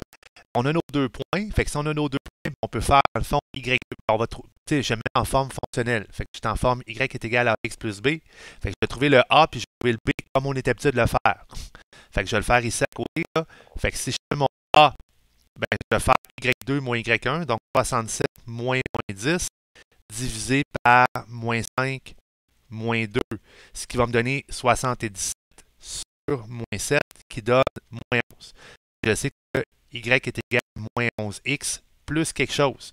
Pour trouver plus quelque chose, ben, je vais remplacer, mettons, par 2, puis y par moins 10. Ça va donner moins 10, c'est égal à moins 11 fois 2, plus b. Alors, moins 11 fois 2, ça fait moins 22 plus b est égal à moins 10. Moins 22 de l'autre côté, je fais plus 22, ce qui va donner 12 est égal à b. Alors, mon équation, c'est y est égal à moins 11x plus 12. Si je prends en général, ça c'est en fonctionnel. OK, je pense en fonctionnel. Maintenant, pour le plaisir, je le mets en général. En général, ben, je vais les côtés, ça va donner 0 est égal à moins 11x moins y plus 12, mais je ne peux pas avoir de a négatif. Fait que ma réponse finale va être 11x plus y moins 12. C'est le même, mais bon, ça serait ma réponse en forme générale. Et si je veux aller en symétrique, ben, en symétrique, je sais que ça va être x sur quelque chose plus y sur ben, sur quoi? Ben, sur le paramètre B qu'on a trouvé, sur 12 est égal à 1. Fait que je dis, ben, j'ai bien trouvé un nom, c'est mon abscisse à l'origine. Je peux la trouver ici, mon abscisse à l'origine. Je vous ai donné toute une formule qui est moins 12 sur moins 11. C'est moins B sur A. Donc, ça donne 12 onzièmes. Et si je mets un petit 12 onzièmes comme dénominateur, puis j'ai fini, je l'ai. Fait que c'est important de savoir passer d'une forme à l'autre. J'allais un petit peu plus loin dans le document. Je sors une couple de numéros. On va aller les numéros 12, 13 et 14. Donc, puis en même temps, je vais vous laisser votre pause. Là. Fait que les numéros 12, 13 et 14, les faire par pause, puis on va savoir, mettons, à 35, ça va te laisser quand même du temps d'aller aux toilettes aussi. Fait que numéro 12, tu as deux équations de droite parallèle. Non, fais pas le 12, oublie 12. Oublie 12. Oublie 12. Je suis pas à 12. Oublie 12. Je pensais que c'était 12, là, mais c'est 13. Donc, 13, à l'aide des informations suivantes, trouve l'équation sous forme fonctionnelle. On donne l'ordonnée à l'origine, l'abscisse à l'origine. Fait qu'il faut que tu trouves l'équation sous forme fonctionnelle. Puis, tu transformes la symétrique en fonctionnelle, donc tu fais 13. Le 14, on sait que D1 passe par les points suivants. Trouve l'équation de la forme générale d'une parallèle à D1 qui passe par le point 5,6. OK? Fait que vous allez faire 13 et 14 seulement pendant la pause. C'est beau? Puis on se voit à E35. Moi, je reviens donc dans un gros 16 minutes. Fait que à tantôt, bonne pratique, et on revient avec les réponses que vous écrivez dans le clavardage. Il y avait des questions avant que je parte? 13-14, c'est clair? Faire le numéro là. Fait que je quitte et je reviens. Bon défi. Or, le retour pause. Je l'avais dit officiel. Application numéro 13, numéro 14. Là-dedans, on va avoir l'ordonnée à l'origine, l'abscisse à l'origine. Fait que bon, quand on donne ça, 2 points. L'ordonnée à l'origine, c'est le point 0,-2, puis l'abscisse à l'origine, c'est le point 3/4,0. Fait que je me dis, ben, je peux trouver là-dedans mon taux de variation, puis j'ai déjà mon paramètre B. Mon paramètre B, c'est -2 en passant. Fait que tout ce que j'ai besoin de faire ma formule de mon taux. On va avoir en fonctionnel. Fait que je vais faire -2, -0, divisé par 0, -3/4. Fait que quand je fais mon calcul, on arrivait donc à 8 tiers. En fait, si je calcule, ça donne -2 divisé par -3/4. Puis quand je prends ma calculatrice, ça me donne 8 tiers. OK? Donc, réponse finale, y est égal à 8 tiers x moins 2. 8 tiers, qui est la même chose que 2,6 périodique en passant. On voulait transformer l'équation de forme symétrique en forme fonctionnelle. Ben, c'est la même question, en fait, qu'en A. C'est juste que les points ne sont pas pareils parce que la forme symétrique, déjà, dans le fond, ton 0 qui est à 7,0. Tu as déjà ton ordonnée à l'origine qui est à 0,4. Fait que, tu sais, c'est la même affaire A et B. J'aurais pu dire en A, écrit en forme symétrique. Ça aurait été facile. Tu as déjà l'ordonnée à l'origine, déjà ton B, déjà ton A. C'est facile, là. Fait que B, on refait la même affaire, on trouve notre pente, donc on peut faire dans le fond 0 moins 4 divisé par 7 moins 0, ce qui donnait moins 4 septièmes comme pente, ou prendre la formule pour le trouver là, que j'ai donné comme tantôt. Fait que ça va donner y est égal à moins 4 septièmes de x plus 4. Pourquoi 4? Parce qu'on a déjà l'ordonnée à l'origine. Numéro 14. Numéro 14, on disait là-dedans, tu as déjà la droite qui passe par 2 points. L'équation sous forme générale d'une droite parallèle à D1. Donc, en fait, D1, je vais trouver la pente. La première étape, je vais trouver la pente de D1. Fait que je vais faire moins 4, moins 2, divisé par 9, moins 1. Fait que ça me donne moins 6 sur 10, qui donne en fait moins 3 cinquièmes. Ça, c'est ma pente. Mais vu qu'on cherche une droite qui est parallèle, ben, la pente de D2, la deuxième droite, ça va être moins 3 cinquièmes. Puis il faut qu'elle passe par 5 tiers. Fait que dans le fond, ma deuxième étape, c'est de trouver D2. Fait que je sais que ça va être Y égale à moins 3 cinquièmes X plus B.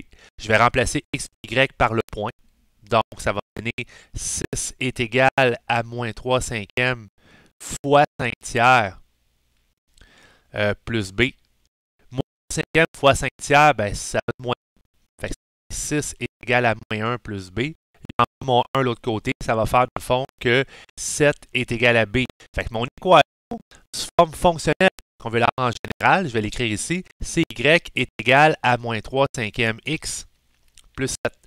Là, il en général, fait que je vais tout envoyer du même côté, mettre ça égal à 0. Fait que ça va faire 0 est égal à moins 3 cinquièmes X moins Y plus 7. Et là, ben, je vais me débarrasser du 5 puis du moins en même temps. Fait que je vais faire multiplier par moins 5. Je vais faire un 2 dans 1 en part.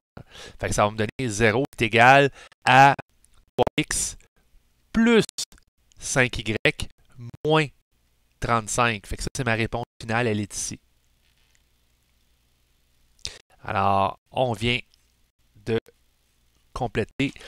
Je viens de compléter avec vous autres le corrigé et les explications des deux exercices.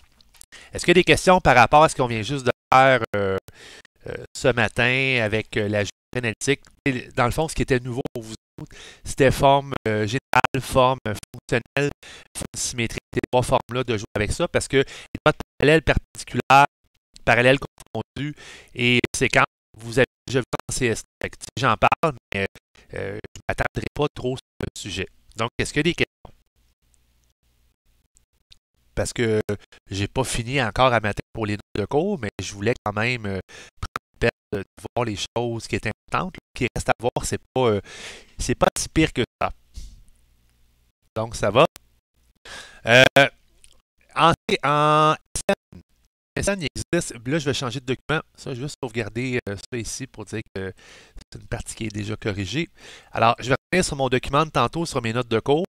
Pour vous autres, je vais le faire aussi parce que c'est comme plate. Alors, deuxième partie du cours d'aujourd'hui, c'est qu'on continue toujours en géométrie analytique. C'est que je vais vous parler dans le fond de la distance d'un point à une droite. Okay? Dans un point cartésien, on est capable de trouver la distance entre deux points avec une formule de la distance entre deux points. Mais en SN, il existe une formule pour trouver la distance d'un point à une droite. Je vais vous montrer ça, puis je vais vous montrer dans le fond deux façons de faire ça, parce qu'en CST, vous pourriez être capable de le faire, mais d'une méthode différente. Fait que ceux qui connaissent déjà la méthode, vous continuez à la faire. Ceux qui ne la connaissent pas, ben, vous prenez la formule. Ça ne marche pas. Donc, je vais appeler ça, on était rendu donc au point 5. Point 5, distance. C'est un A, c'est ici. Distance d'un point à une droite. Et là, avant de vous dérocher des formules puis vous dire plein d'affaires, je vais commencer par vous faire un petit topo de la situation. Okay? Si je prends un plan cartésien, donc je vais dessiner un plan cartésien comme d'habitude, une flèche vers le haut, une flèche vers la droite.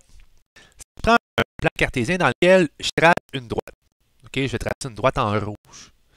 Donc, je trace une droite, mettons, on passe comme ça, on va faire une belle droite. Okay? Je trace ma droite dans le plan cartésien, que je vais appeler D. Je trace un point que je vais appeler le point. Si je peux trouver la distance de ce point-là à ma droite, bien c'est sûr que visuellement, la distance, c'est un peu comme comment dirais-je, la distance, c'est un peu arbitraire. Okay? C'est pas, on fait une distance et on s'en va n'importe comment. Faut le voir, faut bien comprendre c'est quoi la distance. Pour le comprendre, je vais vous dessiner un cercle. OK, tu vas dire, ah, il dessine un cercle. Ouais, je vais dessiner un cercle, vous allez comprendre pourquoi. Donc, je dessine un cercle. Je vais essayer de le faire pas pire, là, complètement manqué mon affaire. Commence. Donc, je dessine un cercle. Et je vais prendre mon cercle ici. Puis, je vais aller le centrer sur le point P. Fait que là, je vais le centrer sur le point P. Il n'est pas assez haut. Je vais l'étirer un peu. Pour qu'il touche à la droite. Donc, il est presque pas pire. Je fais mon point dessus. Donc, si vous regardez, si je dessine dans le fond, ce que je viens juste de faire là, j'ai dessiné ma droite D1, j'ai dessiné mon point P, et j'ai dessiné un cercle qui est centré en P qui touchait à la droite D1. Okay? Quand on dit qu'une droite touche à un cercle comme ça, croisé, on dit que la droite, elle est tangente au cercle. Être tangent, ça veut dire dans le fond frôler un cercle avec une. Fait que c'est le cas. Pourquoi je fais ça? Ben, pour illustrer un peu de la distance d'un point à une droite. La distance d'un point à une droite, c'est quoi? C'est le rayon du cercle. Donc, le rayon du cercle qui part du centre. le cercle qui est là. Ça part d'ici, ça s'en va sur la droite. Fait que mon rayon, là, il arrive comme ça. OK? Fait que oui, j'en ai une infinité de rayons, mais le rayon où ce que ça forme, c'est là. Et par définition, dans un cercle, quand tu as un cercle qui se trouve à frôler une tangente, ben, ça forme toujours un angle droit, ici, entre le rayon et la droite. Donc, faire une histoire. Quand tu as la distance d'un point d'une droite, la distance, c'est toujours une perpendiculaire à ta droite. Si on regarde un peu ce qu'on est capable de faire, ben, si par exemple, je donne du point l'équation de la droite, okay, dans mon exemple, je dis que le point, puis je prends les valeurs qui sont là, le point est à 1, 2, 3, 4, 5, 6, 7. Il est à 7,3. Puis je te dis que D1, la droite D1, c'est Y est égal à moins X plus. C'est la vraie équation en passant que je viens de visualiser parce que c'est baisse de 1, avance de 1, baisse de 1, avance de 1. L'autre variation, c'est moins 1. Et plus que l'ordonnée, c'est 4. Si je veux trouver la différence entre les deux, ben, si je fais, mettons, méthode CST, que je vais travailler en pensant comme un élève de CST. Si je fais méthode de CST, ben, ce que je vais faire, ben, on a dit, ben, j'ai le point, j'ai l'équation de D1, ben, je vais trouver l'équation de la perpendiculaire, que je vais appeler D2. Je vais trouver l'équation de la perpendiculaire. Je suis capable de trouver cette équation-là que j'appelle D2. Là. Je vais l'écrire comme du monde parce que là, c'est écrit comme la boîte. Alors, je vais trouver l'équation de D2. Une fois que je vais avoir trouvé l'équation de 2, ben, je vais faire un système d'équations entre D2 et D1 pour trouver ce qui se croise. Donc, je vais faire une méthode de comparaison pour réviser tout le système d'équations. On a déjà révisé en classe. Comparaison, substitution, réduction, là, on avait déjà parlé. Fait que je vais faire mon méthode de comparaison pour trouver ce qui se passe. Une fois que je trouve ce qui se passe, ben, je vais avoir trouvé ce point-là qui a l'air apparemment être 4,0, mais c'est peut-être pas 4,0 là. Fait que donc, je vais trouver ce point-là ici que je vais appeler le point K, mettons. Et j'ai trouvé la valeur du point K, ben, je vais faire la distance épée. Fait que j'ai comme 3 étapes à faire. C'est méthode CST. Ça marche très bien pour méthode SN aussi, c'est juste plus long. En SN, il y a une formule. Mais avant de faire la formule, je donne la méthode. Parce que moi, j'ai ça, donner une formule sans qu'on comprenne vraiment qu'on peut faire méthodiquement. Donc, je fais mes étapes. Mon étape numéro 1, je vais trouver D2. Donc, E1, étape 1. Je vais trouver donc D2. D2, c'est une droite perpendiculaire. Donc, c'est une perpendiculaire à D1 qui passe par le point 7,3. Fait que pour ça, ben, je me dis ma pente ici, c'est déjà moins 1. Alors, la pente des deux, c'est 1. Donc, je sais que c'est égal à 1 parce que l'inverse de l'opposé. Fait que l'inverse de l'opposé de moins 1, c'est 1. Surtout que moins 1 fois 1 donne moins 1. Donc, le produit des pentes qui sont perpendiculaires donne moins 1. Vous avez travaillé ça. Alors, je sais que mon équation va être y est égal à 1x plus b. Et là, je peux trouver mon point en remplaçant puis y par 3. Fait que ça va me mettre dans le monde 3 est égal à 1 fois 7 plus b. Le b est égal là-dedans à moins 4. Donc, l'équation, c'est y est égal à x 4. Ça se trouve à être D2. Je viens de faire mon étape numéro 1. L'étape numéro 2, c'est de faire un système d'équations, trouver le point d'intersection entre D1 et D2. Donc, étape numéro 2, c'est trouver l'intersection de D1 et D2. Fait que si je fais l'intersection de D1 et D2, ben, je vais faire une méthode de comparaison entre les deux. Je vais prendre mon moins x plus moins 4, puis je vais les comparer. Je vais faire D1 est égal à D2. Donc, en d'autres termes, moins x plus 4 est égal à x moins 4. Je vais envoyer x du même côté. Mettons, je fais plus x, ça va donner 2x. Je fais plus 4, ça va donner 8. Et x va être égal à 4. Donc, le point d'intersection, c'est 4. Ici, le k va être égal à 4. Et pour trouver le y, ben, je vais remplacer. Ici, on remplace. Je vais faire y est égal à 4 moins 4. Ce qui donne 0. Ben, c'est quand même facile. Fait que 4,0 pour mon point. Le point K, qui est l'intersection. Je vais l'appeler le point 4,0. J'aurais pu l'appeler n'importe quel autre nom. J'ai décidé de l'appeler le point K. Étape numéro 3, ben, je vais faire la distance entre K et P. N'oubliez pas que le point P, on le connaît déjà. Le point P est à 7,3. Donc, étape numéro 3, distance entre K et P. Ben, je fais la formule de distance comme un genre de Pythagore. Là. Je peux rentrer dans la formule, comme j'ai fait au début du cours. Fait que je vais faire 7 moins 4 au carré, plus 3 moins 0 au carré. Ça va me donner 9 plus 9 qui fait 18. Ça va donner racine de 18. Puis racine de 18 en nombre à virgule, ça donne à peu près quelque chose. Oui, Samuel. Est-ce qu'il faut rajouter un parenthèse à la fin de exposant 2? Parce que parfois, il y a des profs qui font ça. Une méga grosse parenthèse dans la fin de la distance? Ouais. Bah, tu peux, ça ne change rien. C'est juste que si je mets la racine carrée qui est sur tout le tas, ben, c'est techniquement correct, là, mais si tu veux rajouter une autre parenthèse comme ça ici, j'ai pas de trouble avec ça. L'important, c'est que tu la mettes avant ta première parenthèse. Là. Juste, ça fait lourd un peu, mais j'ai pas de trouble. Ok. Oui, Dans la calculatrice, si on met pas la grosse parenthèse, ça va pas marcher. Ça va mettre d'autres choses, genre ça marche pas. OK. Écoute, les calculatrices, comme je l'ai dit, parce que moi, si je le fais sur ma calculatrice, si je mets la grosse parenthèse, c'est sûr que ça fonctionne. De toute façon, dès que je rentre ma racine carrée, ça me rajoute déjà une première parenthèse. L'important, c'est que quand tu fais ton calcul, tu sais, ceux qui ne veulent pas se tromper, là, faites votre calcul, puis après ça, faites racine carrée de la réponse. C'est la meilleure façon de ne pas se tromper. Tu fais le calcul et tu fais racine carrée de la réponse. C'est vraiment le plus efficace comme ça. Et j'arrive, moi, dans le fond, 4,426 unités. OK, ça, c'est la méthode long, c'est la méthode TST. Est-ce que tout le monde, vous avez déjà fait ça dans votre vie? Des questions, ça va? Oui, Justin. Oui, mais là, tellement là, de trouver la distance, ça va servir à quoi, genre, dans les résolutions de problèmes, genre? Ben, si je te donne un point et une droite, je te dis, moi, la distance entre un point et une droite, ça va ça.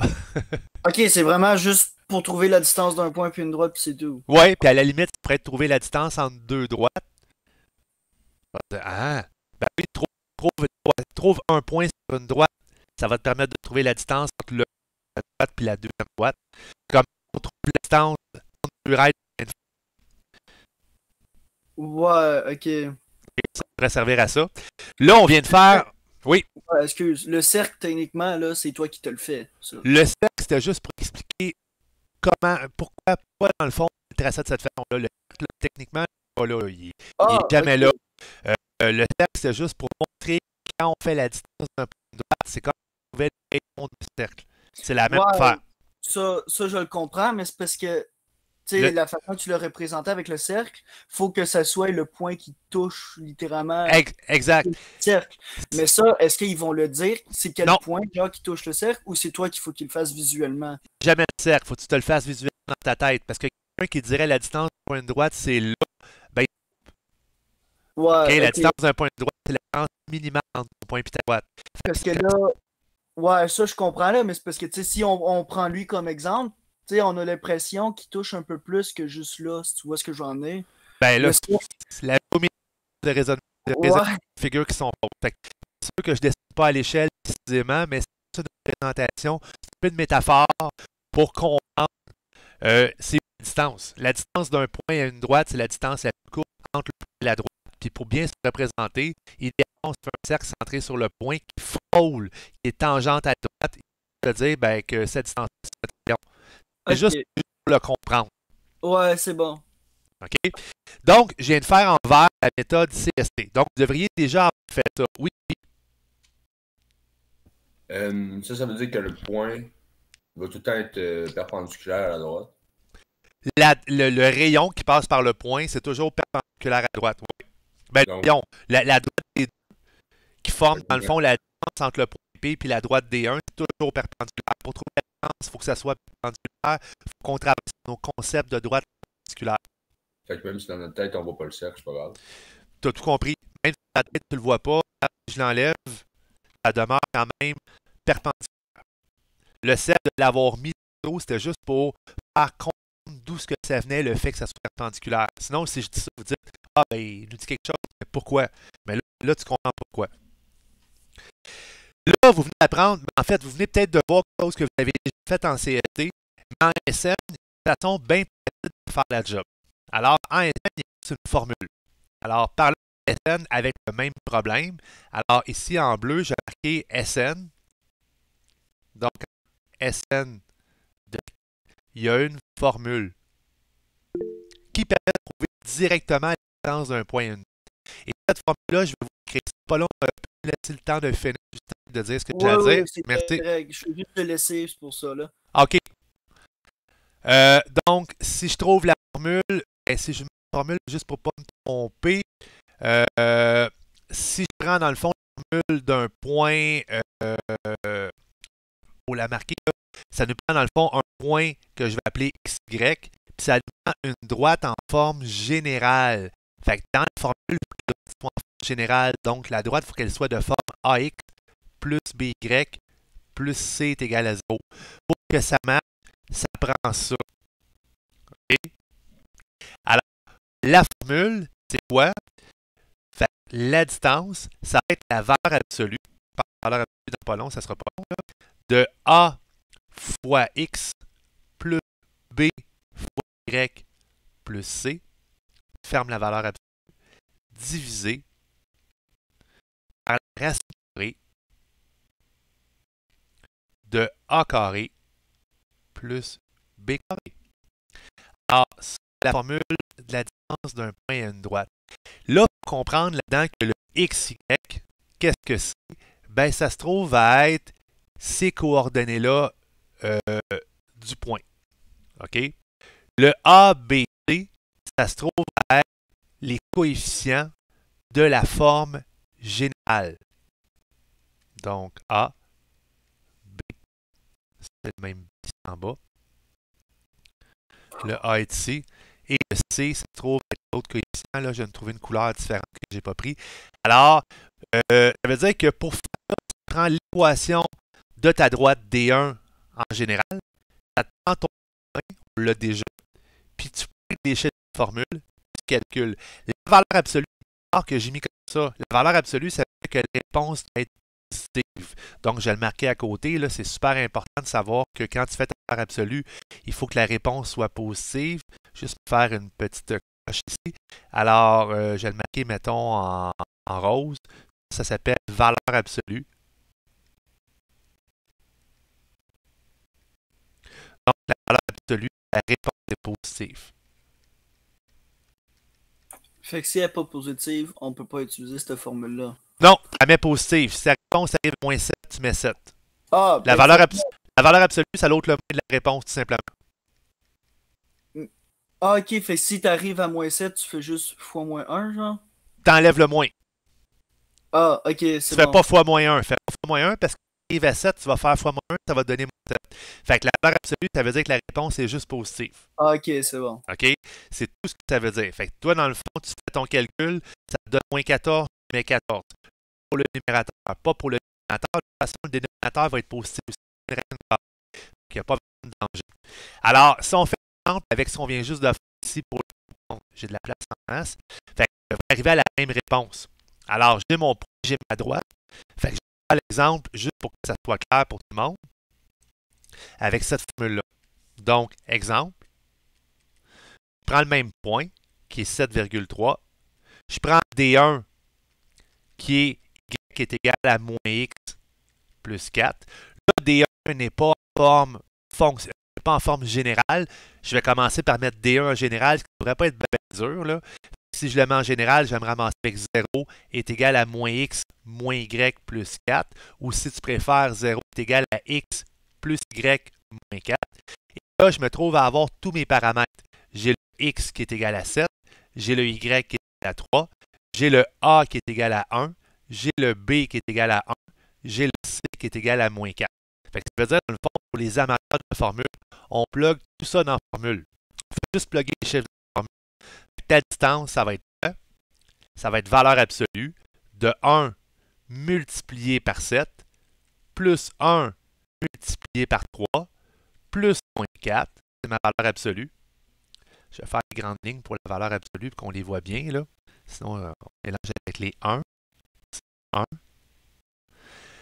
Divisé par la racine carrée de 1 au carré, donc 1 au carré, plus 1 au carré. Fait que quand on fait le calcul de ça, qu'est-ce que ça nous donne? Ben, ça nous donne 1 fois 7 plus 1 fois 3, 3, ça fait 10. 10 moins 4, ça fait 6.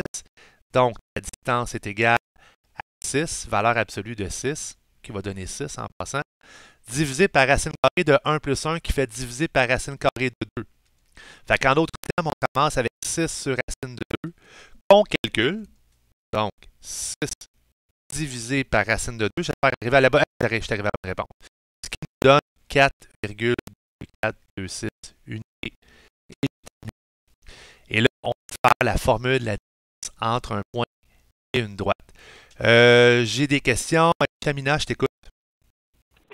Par rapport à 1 et le 6, c'est une parenthèse ou Le quoi? le genre de 1, mais genre vraiment gros, avant le 6, c'est des parenthèses ou pas? Avant le 6, pas des parenthèses, c'est la valeur absolue, c'est que ces barres-là, les barres verticales, ça veut juste dire au fond, que si le 6 avait été négatif, je l'aurais mis positif. Okay. C'est juste la valeur absolue, ça dit, prends ta réponse, mets-la positive. C'est déjà positive, la vie est belle. Si c'est négatif, mais mets-la positive parce qu'une distance, ça peut être négatif. C'est juste pour ça. Ok, merci. Fait plaisir. Oui, Justin. Ah non, coudonc, je me souviens plus honnêtement, fait que je vais juste baisser la main. Oui, Kevin. Est-ce que en SN, quand il n'y aura pas de contexte, ils vont mettre des unités de mesure? Oui.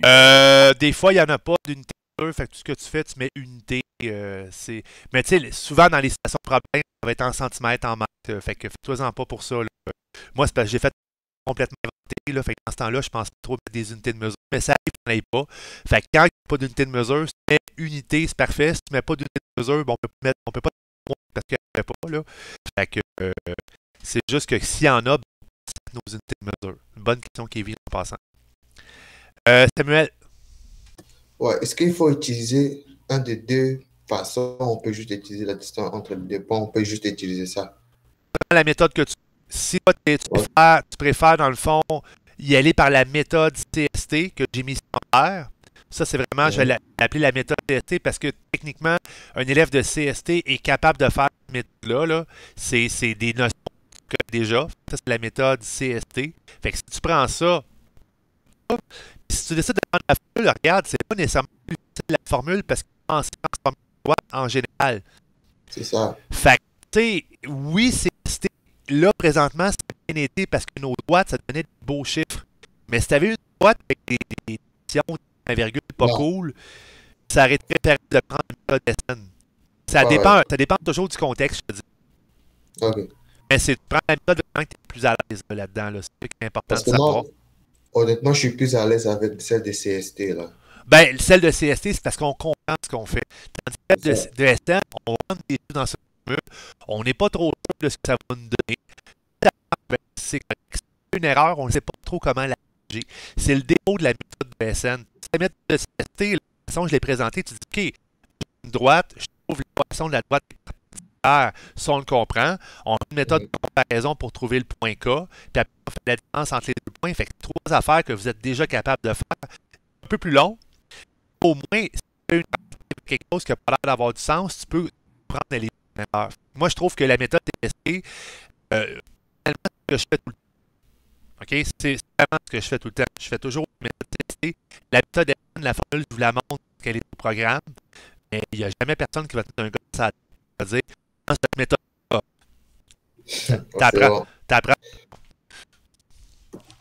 Est-ce que. Oui, c'est bon. Est-ce qu'il y avait d'autres questions? Chamina, t'avais-tu une autre question? Tu avais baissé ta main, ok, beau. Fait que ça, c'est pour la distance d'un point de droite. Je vais faire un exemple avec vous autres qui était différent dans les exercices de tantôt. Fait que je vais juste switcher de page. Ça sera pas long. Parce que tantôt, il y avait une question intéressante. Alors, puis je vais la faire avec vous autres. Donc, c'était au numéro 12 dans mon document. On disait qu'on avait les équations des deux droites parallèles sont les suivantes. OK? On voulait savoir quelle est la distance entre les deux droites. Fait que ça, c'est une question de distance d'un point de droite. Il y a du monde qui vont dire ouais, là, tu dis, c'est la distance entre deux droites, c'est pas la distance d'un point de droite. Ouais, mais la distance d'un point de droite, c'est la même chose que la distance entre deux droites. Pourquoi? Parce que si tu trouves un point sur une des deux droites, tu sais, je vais te faire un dessin. Ça va te permettre de comprendre un peu. Si tu as deux droites parallèles, OK, j'ai deux droites parallèles ici. Ben, si tu trouves un point sur une des droites parallèles, automatiquement, ben, si je fais la distance de ce point-là à droite, ben, je vais avoir trouvé la distance entre les deux droites. Mon point, peu importe ce qu'il est placé, il va toujours être à distance. Deux règles de chemin de fer. Les règles de chemin de fer, c'est toujours parallèle. Fait que peu importe ce que tu places pour la première droite, ben, dès que tu as trouvé un point, ben, c'est pour trouver la distance d'un point de droite. Oui. Tu vas-tu mettre les. C'est-tu le truc, les calculs qu'on a fait, là, qu'on va utiliser pour faire ça? Oui, ben, je vais le faire. Je vais le faire avec vous autres, là. Ok, parce que c'est ça, j'ai posé si tu veux qu'on le fasse. Non. Non, si je vous laisse le faire à froid, je finis pas là-dessus, ça va vous prendre 20 minutes le faire. Ok.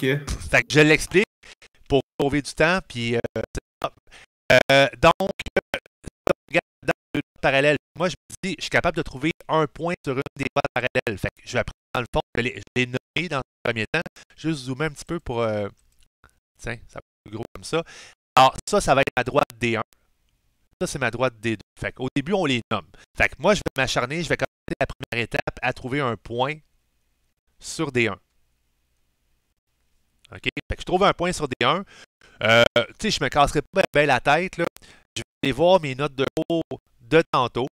Fait que j'ai triché. Puis en forme générale, fait que je retourne voir mes notes de cours de tantôt, puis je me dis en forme générale, donc je trouve, en forme générale, prendre le 0. Le 0, c'est moins C sur A. OK? Fait que si le 0, c'est moins C sur A, mon point, je vais prendre le 0. Fait que je vais prendre le 0, qui est moins C divisé par A. Fait que si je fais moins C divisé par A, ça va donner dans le fond 10 divisé par 2, ce qui va donner dans le fond le point 5, 0. Pourquoi j'ai fait ça?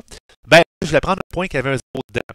Je vais prendre le 0 pour donner à l'origine pour pas trop me casser la tête. Ça va faire en sorte que mon calcul va être léger. Vous me suivez? Fait que c'était comme une façon brillante de faire les choses. Fait que je faisais un point sur D1. Maintenant, la deuxième étape, c'est de prendre la méthode formule. Désolé Samuel, je vais le face au bout. Mais je vais prendre la méthode formule parce que D2 est déjà en général. Vu que déjà en général, ben, je me dis, j'ai déjà la job de fait, j'ai juste à plugger des fils dans une formule. Fait que la deuxième étape, c'est de prendre la méthode formule.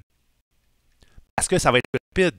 La formule, on se souvient que c'était la valeur absolue de AX plus BY plus C, la valeur absolue, divisé par la racine carrée de A carré plus B carré. Puis là, j'ai tous mes éléments qui sont ici. J'ai mon X qui vaut 5. J'ai mon Y qui vaut 0. J'ai mon A ici qui vaut 2. J'ai mon B qui vaut moins 5. J'ai mon C qui vaut 4. Parce qu'il faut pas oublier qu'on travaille sur les deux. On cherche la distance entre D1 et D2. Puis la formule, ça soit D2. Parce que tu fais, si tu fais le point sur D1, la distance entre la droite D1 et sur D1, ça va de 0 passant. Et comme tu fais la distance entre un point qui est sur une droite et la droite comme telle, ben, là, il est déjà sa droite, fait une distance de 0. Là, on a 2 au point. Alors, je remplis la formule. Fait que le A vaut 2. Fait que ça va me donner une valeur absolue. Je vais mettre mes valeurs absolues en vert là, pour que ça soit clair. Fait que mon A vaut 2 multiplié par X, le X est 5, donc 2 fois 5, plus le B, ben, il vaut moins 5, fois 0, 0 on s'en fout, ça va donner 0, plus C, donc plus 4. Tout ça est divisé par la racine carrée de A2, donc A au carré, c'est 2 au carré, plus B2, donc plus moins 5 au carré. Alors, je fais mon calcul, 2 fois 5, 10, plus 0, ça fait 10, plus 4, ça fait 14. Oui, Thomas.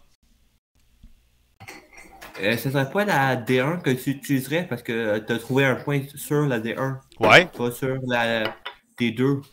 Ouais. Donc, la distance, c'est quoi? La D1 et la D2? Si je prends, euh, si je prends un point sur D1, puis je prends D1 droite, un point sur D1, ça va me donner 0. Ouais, ok. Fait qu'il faut que je prenne D2, j'ai pas le choix, il faut que je prenne D2. Parce que, tu sais, dans mon petit dessin, là, c'est D1, c'est D2. Fait que tu cherches la distance entre D1 et D2. Fait que le point, je l'ai pris sur D1, mais je cherche la distance avec D2. Si je vais le point sur D2, j'ai la distance avec D1. Ok. Oui, je sais. Fait que si je comprends, pour pouvoir prendre la forme générale, ben, c'est tant que tu prends pas le même point sur le même dé, genre, si je comprends. Ah oui, parce que sinon, tu fais la distance d'un point à une droite qui est déjà sur le point. Ben, c'est ça.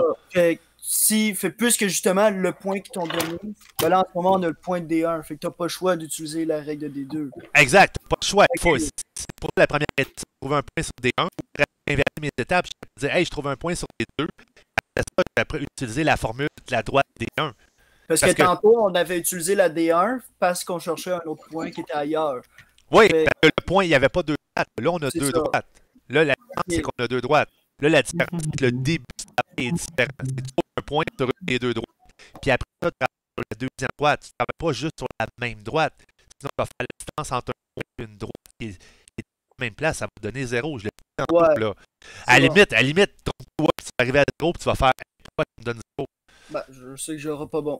Et voilà, ça ne peut pas donner 0. À moins que les deux droites soient parallèles confondues. Là, clairement, à l'œil, ils ne sont pas parallèles confondus. Parce que si c'était parallèle confondu, ce serait la même équation comparée. Donc, je fais mon calcul. 2 fois 5, j'ai 10 plus 4, ça fait 14. Donc, ça fait valeur absolue de 14. Je change mes couleurs pour pas que les gens me disent à quoi servent mes barres. Divisé par racine carrée de 2 au carré 4. 5 au carré 25, ça fait racine 29. C'est 4 plus 25, puis même si c'est moins 5 au carré, c'est 25. Là. Fait que si je fais 14 divisé par racine de 29, 14 divisé par racine de 29, j'ai 2,5947.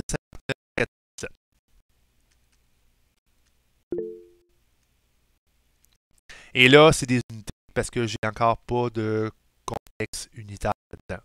Oui, question Thomas. En fait, c'est juste pour dire qu'il faut aussi que tu arrondis au dixième. Ah, au dixième près, je l'avais pas vu là, fait que ça ferait dans le fond 2,6. Ouais. C'est juste une fois d'inattention, ça arrive à tout le monde. Là. Je suis le mieux placé pour dire. Mais en passant, par exemple, mettons qu'arrondi au dixième, on dit au dixième, au millième, au 10 millième, je n'ôte pas de point. Qu'arrondi au dixième, que le minimum d'arrondissement, tu dois passer au dixième. Ça veut dire que si tu réponds avec plus de chiffres après la virgule, il n'y a pas de double en SN. Fait que moi, j'ai pris une précision pas assez. Fait que si je mets arrondi au millième, ça veut dire mets au moins 3 chiffres après la virgule. Mais si tu mets 4, je m'en fous. Si tu mets 5, je m'en fous. Si même en fraction, je m'en fous. Mais je vais pas mettre fraction parce que là, c'est un irrationnel. Oui, c'est. Ouais. Les moins 5, pourquoi vous l'avez mis en parenthèse, c'est ça? Je suis en train de trouver. Le quoi? Les moins 5. Le moins 5, ben c'est parce que le moins 5 au carré, si je ne le mets pas en parenthèse, prends ta calculatrice, là, ok, fais la chose suivante. Ça se met pas en parenthèse, ça donne 25. Il faut penser que moins 5 au carré, comme ça, c'est pas la même chose que moins 5 au carré comme ça. Okay. Ça, par priorité d'opération, il faut que tu fasses ton 5 au carré, ça donne 25. Tu ajoutes moins, après, ça donne moins 25. Ça ici, c'est moins 5 fois moins 5. Nous, ce qu'on voulait avoir, c'est moins 5 fois moins 5. Quand on parle de B carré, le nombre qui est au carré, et non pas le nombre au carré, puis après ça, on va le moins après. Ok, c'est bon. D'où l'importance de toujours, quand tu mets toujours des parenthèses. Mais si c'est positif, on ne met pas de parenthèse. Ouais, c'est positif, on s'en fout. Mais il faut savoir qu'un nombre au carré et négatif donne toujours une réponse positive. À moins qu'on te dise clairement dans le texte de ne pas faire ça. Mais ça sera en SN, là, on ne fera pas ça. Ça va pour ça? On va aller sur une autre question qu'on pourrait faire un petit problème avant de vous donner le devoir obligatoire. On peut faire le 15. Le 17. Non, parce que je veux faire un problème qui va ressembler à ce qu'il va y avoir dans le devoir. Fait que, avec votre 17. Alors, le 17, on dit qu'on a un plan cartésien. Les coordonnées des sommets d'un triangle ABC sont A, 1,1, 0,1 et 9,7. On trace également la médiane AM. Et on trace la médiane AM. Je te rappelle, c'est quoi une médiane? Ça part d'un sommet et ça va couper la base. Question. On peut périmètre triangle AMB. Alors, je veux que vous essayez de trouver le périmètre du triangle AMB. Ici, je suis en train de tracer. Vous avez, on va dire, 8 minutes à faire. Donc, le périmètre du triangle AMB. Après ça, je vais expliquer le devoir obligatoire. Ben, je dirige ce numéro-là, là, avant, mais quand vous pensez avoir la bonne réponse, marquez dans le bardage. Monsieur, Oui, je t'écoute. quand je calcule les distances entre les points de A et M, ça me donne un négatif. Ça me donne erreur. T'as-tu Dans- fait une erreur de calcul dans ta racine carrée? Peut-être que tes termes carrés qui étaient négatifs quand tu faisais au carré, t'as oublié de mettre tes parenthèses. Clin d'œil, clin d'œil. Attends, je vais aller voir ça. Vérifie.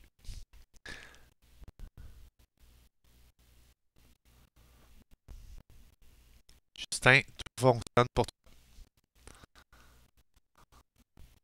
J'avais gardé juste 4 chiffres. C'était parce que c'était assez. tu sais, j'étais habitué à cause de la trigonométrie aussi, là, fait que c'était, je pense, j'étais pas sûr si je devais les garder, là, les 4, là. Non, c'est parfait. Super. Il demandait pas arrondir à quelque part près, fait que, 4 chiffres. Quand il ne donne pas, 4 chiffres. ouais, c'est bon.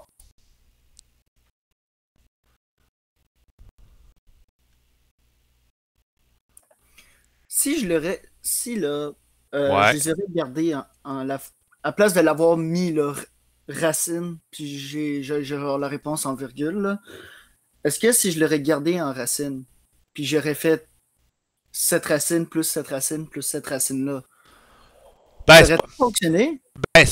ça donne dans le fond une réponse exacte. Visuellement, c'est pas haut. Là. Fait que quand on te demande un périmètre, l'air ou n'importe quoi, là, t'es mieux de répondre en nombre de virgules que de répondre en Ouais. racine. Tes nombres en radicaux, là, tu les fais pour tes calculs intermédiaires. Pour pas arrondir, ta calcul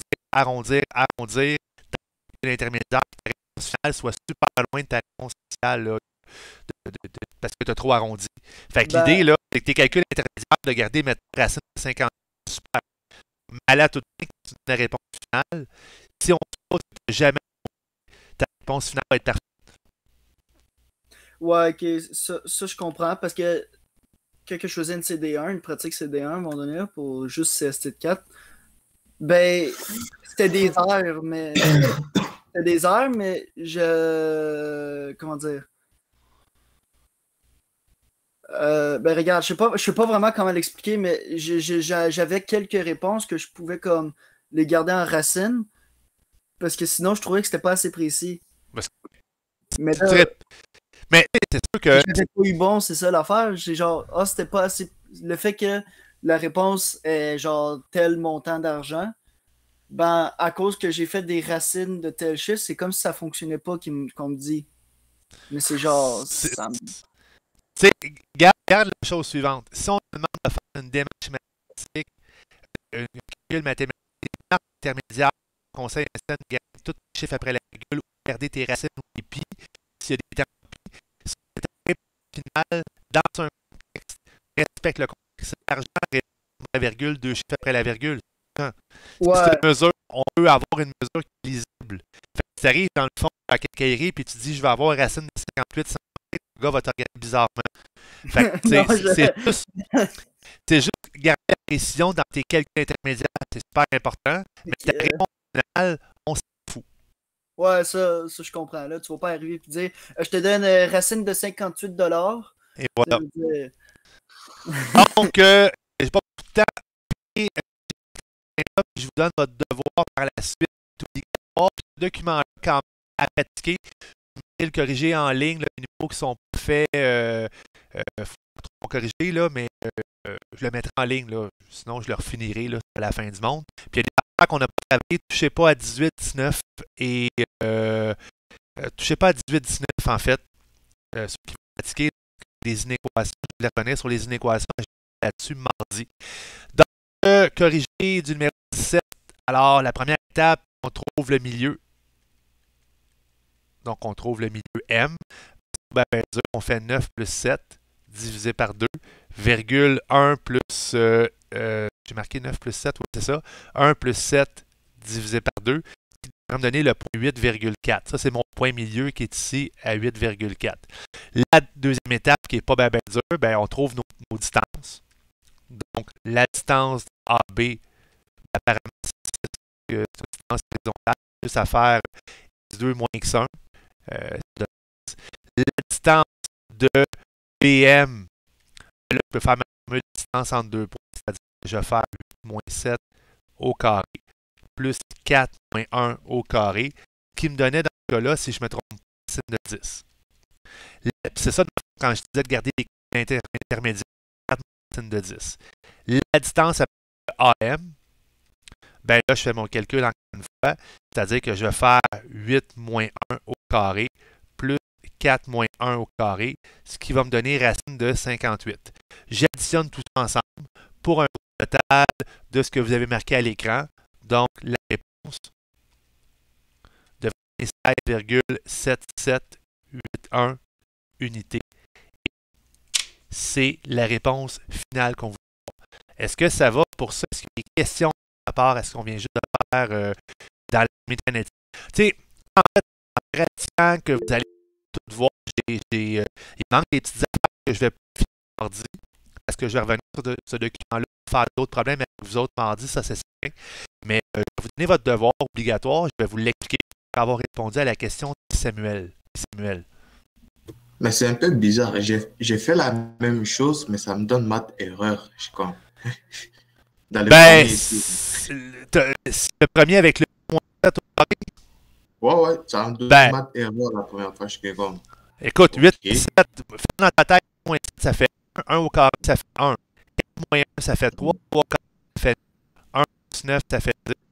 Tu as racine 10. Ok, c'est ça. Ouais.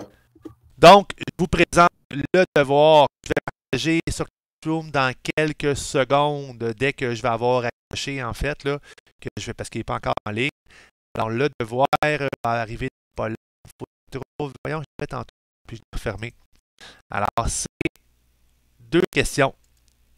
Ça va apparaître à l'écran. C'est déjà apparu à l'écran, mais ce n'est pas partagé encore. Ça va résumer comment le cours d'aujourd'hui. C'est à rendre mardi prochain, genre? C'est à rendre avant le début du cours de mardi et naturellement avant 18h. Alors, voici le devoir. Alors, on dit que ces 3 droites se croisent et forment un triangle. Alors, tu as 3 droites ici. Y est égal à 2x plus 4. X sur 5 plus y sur 10 est égal à 1. Puis 2x plus 5y moins 2 est égal à 0. Fait que 3 équations de droite, une en fonctionnelle, une en symétrie générale. Les 3 se croisent et ça forme un triangle. Je veux que tu me trouves dans un premier temps le périmètre et l'aire du triangle. Okay. Puis, la deuxième question, on l'ensemble des graphies d'un triangle est l'endroit où se croisent les 3 médianes issues de chacun des sommets. Quand tu fais des médianes issues de chacun des sommets, les 3 médianes se croisent à la même place. Mais je trouve c'est quoi de gravité. Là, j'ai oublié un C ici. Alors, trouve le centre de gravité. Je vais juste marquer centre, je corrige tantôt. OK? Alors, vous trouviez le point qui est le centre de gravité. Et dans le fond, ça peut avoir l'air long. Moi, je vous conseille fortement de vous faire un dessin sur une feuille. Ça va vous aider beaucoup à réfléchir. Fait que, c'est la question. Oui, Justin. Ouais, devrait-on utiliser Desmos ou on devrait pas, puisque justement, à l'examen, on n'aura pas la possibilité de le prendre? Je veux voir toutes les démarches. Donc, ouais. tu peux utiliser Desmos pour faire des réponses, mais les démarches sont obligées de les démarches comment tu fais pour trouver des points d'intersection, comment tu fais pour les cartésiens. Donc, je veux voir toutes les démarches. Effectivement, on a juste besoin de se faire un dessin, puis voilà, c'est tout. Ben, si tu fais un dessin, ça va te permettre de trouver les 3 sommets. Après ça, ben, ton périmètre, ça devrait être facile parce qu'on vient d'en faire un. L'air, je vous laisse gosser dessus. Il y a plusieurs façons de trouver l'air d'un triangle. Hein. Ouais. Vous connaissez la ribambelle, mais il y a plein de façons de faire le job. Héron. Je reviendrai là-dessus la prochaine fois. Il y a Héron, il y a hauteur divisé par 2. Il y aurait dans le fond, C'est avec la les distance. côtés adjacents. Ouais, mais là, tu n'as pas tes angles. Mais tu aurais dans le fond la distance d'un point de droite. Ça permet Ouais. de trouver ta hauteur. En tout cas, puis après ça, il faut trouver 3 autres équations parce que les médianes, ben, ils passent par le milieu de chacune des bases. Fait que tu es obligé de trouver le milieu pour trouver tes médianes. Fait que quand même pas mal de job là-dedans. Puis ça résume tout ce qu'on a fait aujourd'hui. C'est ce que je trouve génial dans la petite question. Ouais, ok, c'est bon. Fait que c'est ta part. Est-ce qu'il y a d'autres questions concernant le devoir? Oui, Samuel. Vous pouvez réexpliquer le numéro 2? Ça dit juste qu'un centre de greffé, il y a 3 médianes issues de chaque sommet. On vient d'en faire un problème de médiane issues de sommet. Si tu rates un triangle, là, si tu rates un triangle, une médiane part du sommet puis ça s'en va croiser la base au milieu. On a fait. Ok. Ok, c'est En bon. autre mot, il faut trouver comme les 3 points de milieu. OK. C'est ça. Exact. Ok. C'est bon? C'est Ouais. bon. Il faut trouver où ce que va se croiser après ça, parce que les 3 médianes vont se croiser à la même place. Fait que ce point-là, c'est le centre de gravité. Je veux que vous me trouviez le centre de gravité. Ok, c'est bon. C'est bon? Ouais. Je vous dis bon, et puis vous pouvez travailler sur le document que vous avez terminé, mais je vais faire d'autres problèmes avec vous au prochain cours là-dessus. Puis je vais finir le génétique mardi. Fait que mardi, 18h, pas de remettre votre devoir.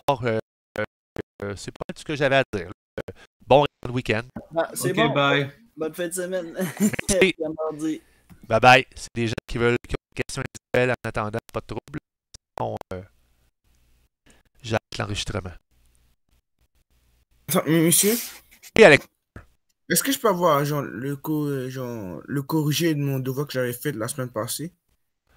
ouais, je peux regarder ça. Ta note, mais Ouais, ouais. prends ta note puis j'envoie ça tantôt. Ok, merci. Moi aussi, je veux ça, s'il vous plaît.